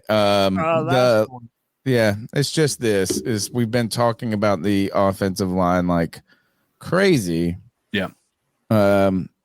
And you got to wonder, do the Panthers dip into free agency? Like, do they try to get maybe some vets or somebody that could potentially step in and be a little bit better than the shits they have at some point here? Or do they get aggressive and go trade? Well, Zach Martin's out of the works. Cowboys agree and reworked his deal. He was upset by what he was getting paid. So no Zach Martin. And I think the reason I thought about this for is, Cody, didn't you put like, if you like wake me up when we trade for Zach Martin or something? You tweeted something similar to that. Yeah, I was like, wake me up after the Panthers have traded for Zach Martin. And by the way, I got a lot of comments of people like, oh, we can't afford it. We can't afford it. Like, we literally have a rookie quarterback on a rookie contract. This is the time when you make those kinds of investments. But, I mean, I knew it was the pipe dream to begin with. But I would have done it in a heartbeat. They were saying, I think they said that he's getting $18 million for the next 2 years now, this year and next year. Bro, to me, that's nothing for one of the better guards in the NFL. Come on, dude. How old is Zach Martin? It seems like I just can't remember. It's been a while, man. League. He was drafted, I believe, in 2014, I believe. Yeah, it feels like forever. It's weird. Yeah. All right, that's the show. We got the longest running segment and the longest running Panthers podcast. I'm going to let Cody start it off and cover me for 40 seconds. Yeah, it's that time. I'm not going to mute. I'm not going to do anything. I'm just walking away. No, it's that time where we tell some fools to toughen up, get their stuff together, to ice up our homage to the great Steve Smith. It is the longest running Panther segment on the longest running Panther podcast. Time to tell some fools to ice up, baby.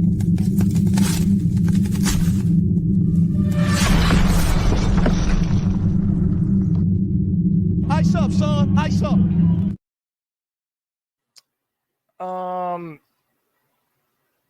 here, I can go first. One of you guys can Go ahead, first, dude. or- Yeah. I don't even have one. Not being on social media makes me a lot less angry, a lot less people.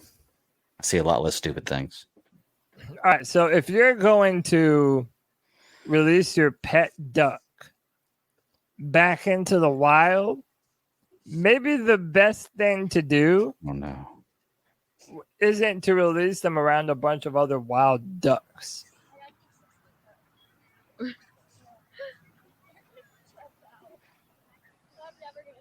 Oh, you coming out? Oh my goodness.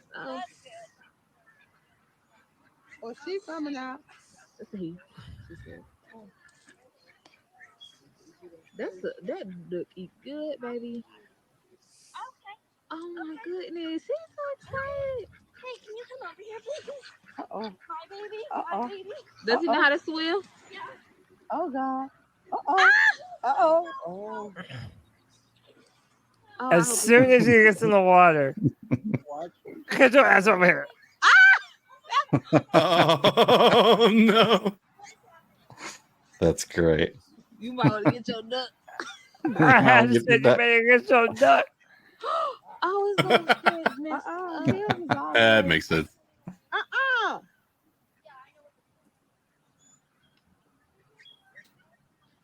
Oh, I was just like, oh no. And then pushing it underwater. Yeah.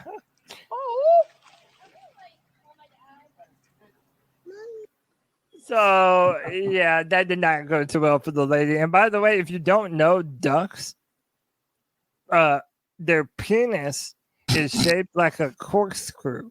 No lie. Man. And it, the female duck, like basically all ducks, they're assault. Like there's nothing consensual with duck Chickens on duck too. loving. Yeah. Yeah. And so yeah, so basically the female part is designed to literally prevent the duck from entering them, because male ducks are just savages, dude. They will just take whatever the hell they want. Savages. So Quack, quack. don't release your pet duck into the wild amongst Real ducks. real ducks. Tony, I have one more, but go ahead and do the one you were going to do. Okay. You know what? I'm icing up the fact that we don't have more Carolina Panthers security guards around the world. Enter fans who are security guards. I like this. Saints rookie kicker Blake Group, who's listed at 5'7", 156 pounds, was stopped multiple times by security, questioning if he was a player or not a fan. Security even stopped him after he kicked the game-winning field goal to beat the Chiefs. If you go to the story, they just didn't think he was like, what are you doing around here, this guy? So remember the Mad TV guy with the orange hair and the butt? Oh, teeth? yeah. Looks exactly like That's That's not Mad TV. That's what was that called? It was the Mad Magazine. Yeah. Yeah. It does look like that. All right, go ahead. You want me to do my next one, or you want to just go ahead? I mean, mine's very, very short. So oh, look, you're seeing my DMs with muscles. All right, go ahead. Yeah, how the hell are you able to get away with something like this? The bitch brought a peacock on the plane. Like a legit peacock. You put a vest on it and say it's a support animal. Support animal. That's what you do. Yeah, if you've ever looked over the rules for airplanes, like what you can bring on, it's crazy because like they go through an extensive list of like insane things, but the no stuff you can mouthwash, bring on is but a nuts. peacock, no problem. Service animal? Yeah. Dude, Yeah, that's it's crazy. honestly She like said it's a service. Yeah, she said, yeah. Listen, Is that a service animal? Yeah. is that a service animal? yeah. So it looks beautiful. I'll put a little more volume on it. Let's hear it one more time. Is that a service animal? Yeah. I don't believe this is real either. Dude, nobody's looking. You don't look back. These people in their seats just didn't notice the person with the peacock. Dude, and it's also fucked up if they let the bird on there. That bird doesn't know where the hell it is. That's not gonna sit still the entire flight, dude. That's so. I know it's like that's almost as bad as letting babies on a plane. Almost not as bad, but almost. Joke. Yeah, that's my ice up. Women with their birds, man. I don't know. All right, here's my last one. I have usually a million, and I could go on for days here. Stop. Put on full screen. I will. Yeah. All right.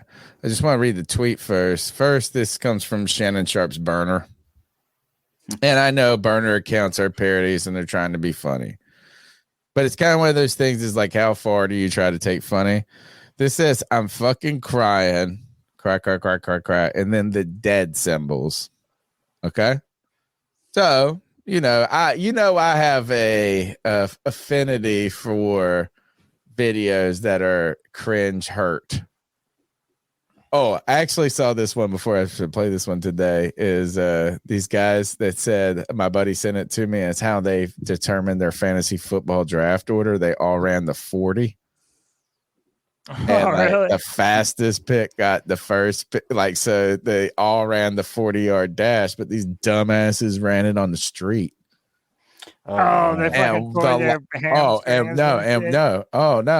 that would be fine. The down. last dude just falls and just fucking face. I mean, just like bam, and you're like, all his teeth gone. I mean, I can't help but look at that type of stuff. So this is a video. I'm like, oh shit, I'm crying. So I'm icing up this burner account for their tweet. Just watch this. All right, last one. All right. Well, there is the last one. I want to pause this. I'm going to restart it again just because I know you saw a lot of it. But I just want to put this out here. It's like what we have here. If you're listening, you can't see this. And if you're watching, I'll describe it to you. It's 4 people that are standing in this circle that looks like it's been pre-drawn, like the top of the key. They're about to let this bull loose. And it's kind of like y'all all just try to figure out who can last the longest. It's like, well, this girl does not move. She freezes, dude. Freezes. Now watch this. All right, last one. Wait. Well, there is the last one. There is our winner. Get out. Look. So they said that's our winner. Hold on. That's our winner to somebody else. And they pan the camera back, dude. It's just like dead. I think she is dead. I think she's literally dead. Hey man, if y'all never been around a bull, dude, No, you don't fuck with that. But look, this is like, so I'm icing up the tweet. But this guy said, look, we got a winner. Look at this person walking up to her. Like they're like, oh, are you hurt? The person is dead. Yeah. Literally dead. And I just saw a clip that was a little worse than that would make everybody freak out, but I legit don't know if the guy is alive or not, and I don't want to get into a habit but my thing is the tweet with I'm crying. Like, I have laughed at a lot of people get hurt. Like, I'm like, oh, like I've watched this probably 7 times today. But I'm also upset that this is like, at the end of the day, this person, where they put their crying eyeballs on this picture, this person is literally dead. Are they really just saying that the bitch looks dead? That's what I'm saying. I mean, I think I don't have confirmation, but I'm looking at this. I'm looking at that person right there, and I'm sitting there going, man, look, her feet are facing different ways. Yeah, I mean, it's very, very possible. She ain't moved, and she didn't get hit in the head. She got chested. She got knocked out by a bull. Anyway, ice up. To us, just remembering sometimes these are more than just videos. Yes, sir. All right, I think that about does it. Yeah, we got other guys that need to ice people up. Yeah, I have one. Oh, I thought y'all didn't have any. No, I just have mine. Mine's just gonna be verbal. No, I thought they said that. Greg said he didn't have one. I thought CK too. My fault. No, you're good. So mine is going to be just a. So if you guys had watched any of the preseason, there's one team I talked to the boys about this before the show. That was the 49ers and Trey Lance and Sam Darnold. Obviously, Brock Purdy didn't play. Trey Lance got the nod for the starting out. He got I can't remember the exact number, but he threw 17 passes and they ran the ball 4 or 5 times, whatever. But threw the ball quite a bit. And Sam Darnold comes in there and he actually looks quite impressive with his, and he throws the ball 7 times and runs the ball 7 times, right? Not him, but the play calls are 7 passes, 7 runs, something like that.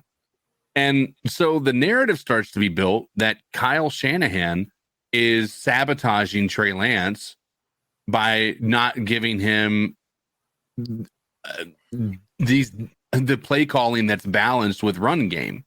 And my thought, basically, that's what their belief is.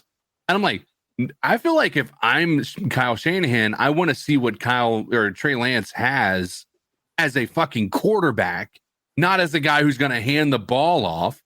And for a fact, these people that are upset that Kyle Shanahan put Trey Lance in there as the starter with the starters and gave him the ball to throw 17 times as opposed to running it more times than if he had done the opposite and given Sam Darnold the 17 throws and they ran for 4 times and Sam Darnold looked good in that 17 throws and Trey Lance looked horrible and his 9 passes that he had and the 9 runs, they would be just completely sabotage. This is sabotage for Trey Lance. This is sabotage. They didn't want him to succeed at all. No, the dude just didn't look good. He didn't look like a good quarterback even in the preseason. He didn't last year. He doesn't this year. And just because he had more opportunity doesn't mean that it's a sabotage. If anything, it should be him being able to showcase what he's able to do. It's an absolute lunacy out there. And quite honestly, it's just starting to get frustrating when people have these double standards that are clearly based around their personal opinion about the quarterback of the 49ers and Trey Lance. So I'm icing up those people, many of who are in our creators chat that are Panthers content creators that you all probably have watched. Oh, nice. Ice up. All right. That is the C3 Panthers podcast brought to you by CarolinaCatChronicles.com, where every Tuesday night into the wee hours of Wednesday, we chop up the latest Panthers news and opinions from the fan perspective. My name is Tony Dunn. You can follow me on X.com, a.k.a. Twitter, at @cat_chronicles. I guess you have to post me. I still think you can tweet me, folks. Check out the shorts, smash a thumb, subscribe. One real great thing, you hit that little share button and you drop the link on social media. Let your friends, your family, man, I tell you this, is each view.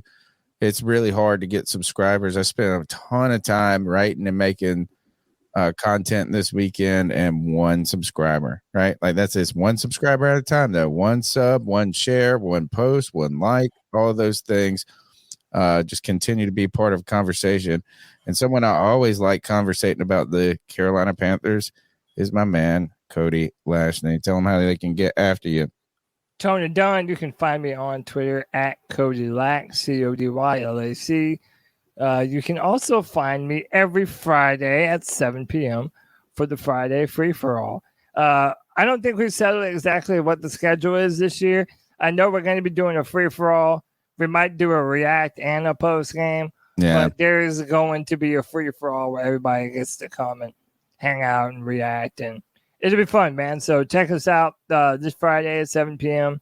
There will be a game this Friday. So that'll be fun. Greg, is it worth it for me to watch the next hour of The Flash? The new movie. Yeah. Yeah. I thought that you like was it? a pretty movie. Yeah. Who the hell plays Batman? It's not Clooney. You're talking about, have you seen any of it? Yeah. I've watched the first 45 minutes of it. Oh. There's a Batman in it, right? Yeah. Batman, Wonder Man. You really don't know? Because if you really don't know, I don't want to tell you. It's the guy that... It's not Clooney, though. It's not Clooney. I've seen his face. It's the guy that was in maybe Boardwalk Empire Boardwalk as the FBI guy or whatever. His jaw though makes George Clooney's look tiny through that mask. It's like that mask is just a sucking around that big giant ass fucking jaw. Anyway, so yes, I should watch the rest of it. Yeah, you should. I thought they did a pretty good job with it. He's lost in time at this point for me. It's like now, so okay. I got tired and turned it off. Anyway, all right. So you haven't met Batman yet then in this movie? Well, he's in not Pat. Oh, the scene I turned it off in is when they show up at the non-Bat and they beats the shit out of him and looks like an old crazy man. Do you know who that is? I don't know yet. No. I'm saying, do you know who that actor is? No. Okay. I don't know yet. Let me go back and look at it. I was like falling asleep. Anyway, Greg, how can they get after you? Honestly, right now, just here. Zod. Yeah, he said you're talking about Zod. Okay. No, that's Michael Shannon. You're talking about Zod, but you're talking about the guy you're really talking about. Yeah. Okay. All right. No. Let me figure it out. You know this movie. All right. Okay. Cool. How can they get after you, Greg? Like I said, just here. I'm not really doing social media anymore, and my other shows kind of want to hold for a little while. So. All right. And then CK. You can find me on X at codizzle_Allen. And we'll get to somebody who's Why Big Jordan, I think, was asking about the Madden Sims. We're definitely the new Madden just dropped. If we're sort of, it's going to drop on I guess technically tomorrow now, on the 17th. And so that'll allow me to be able to play around a little bit with it, see what the simulations look like and whatnot. And we'll kind of play it from there, play it by ear. All right. Cody Lack, take us out of here. C3 Panther Nation. Until next time, keep pounding.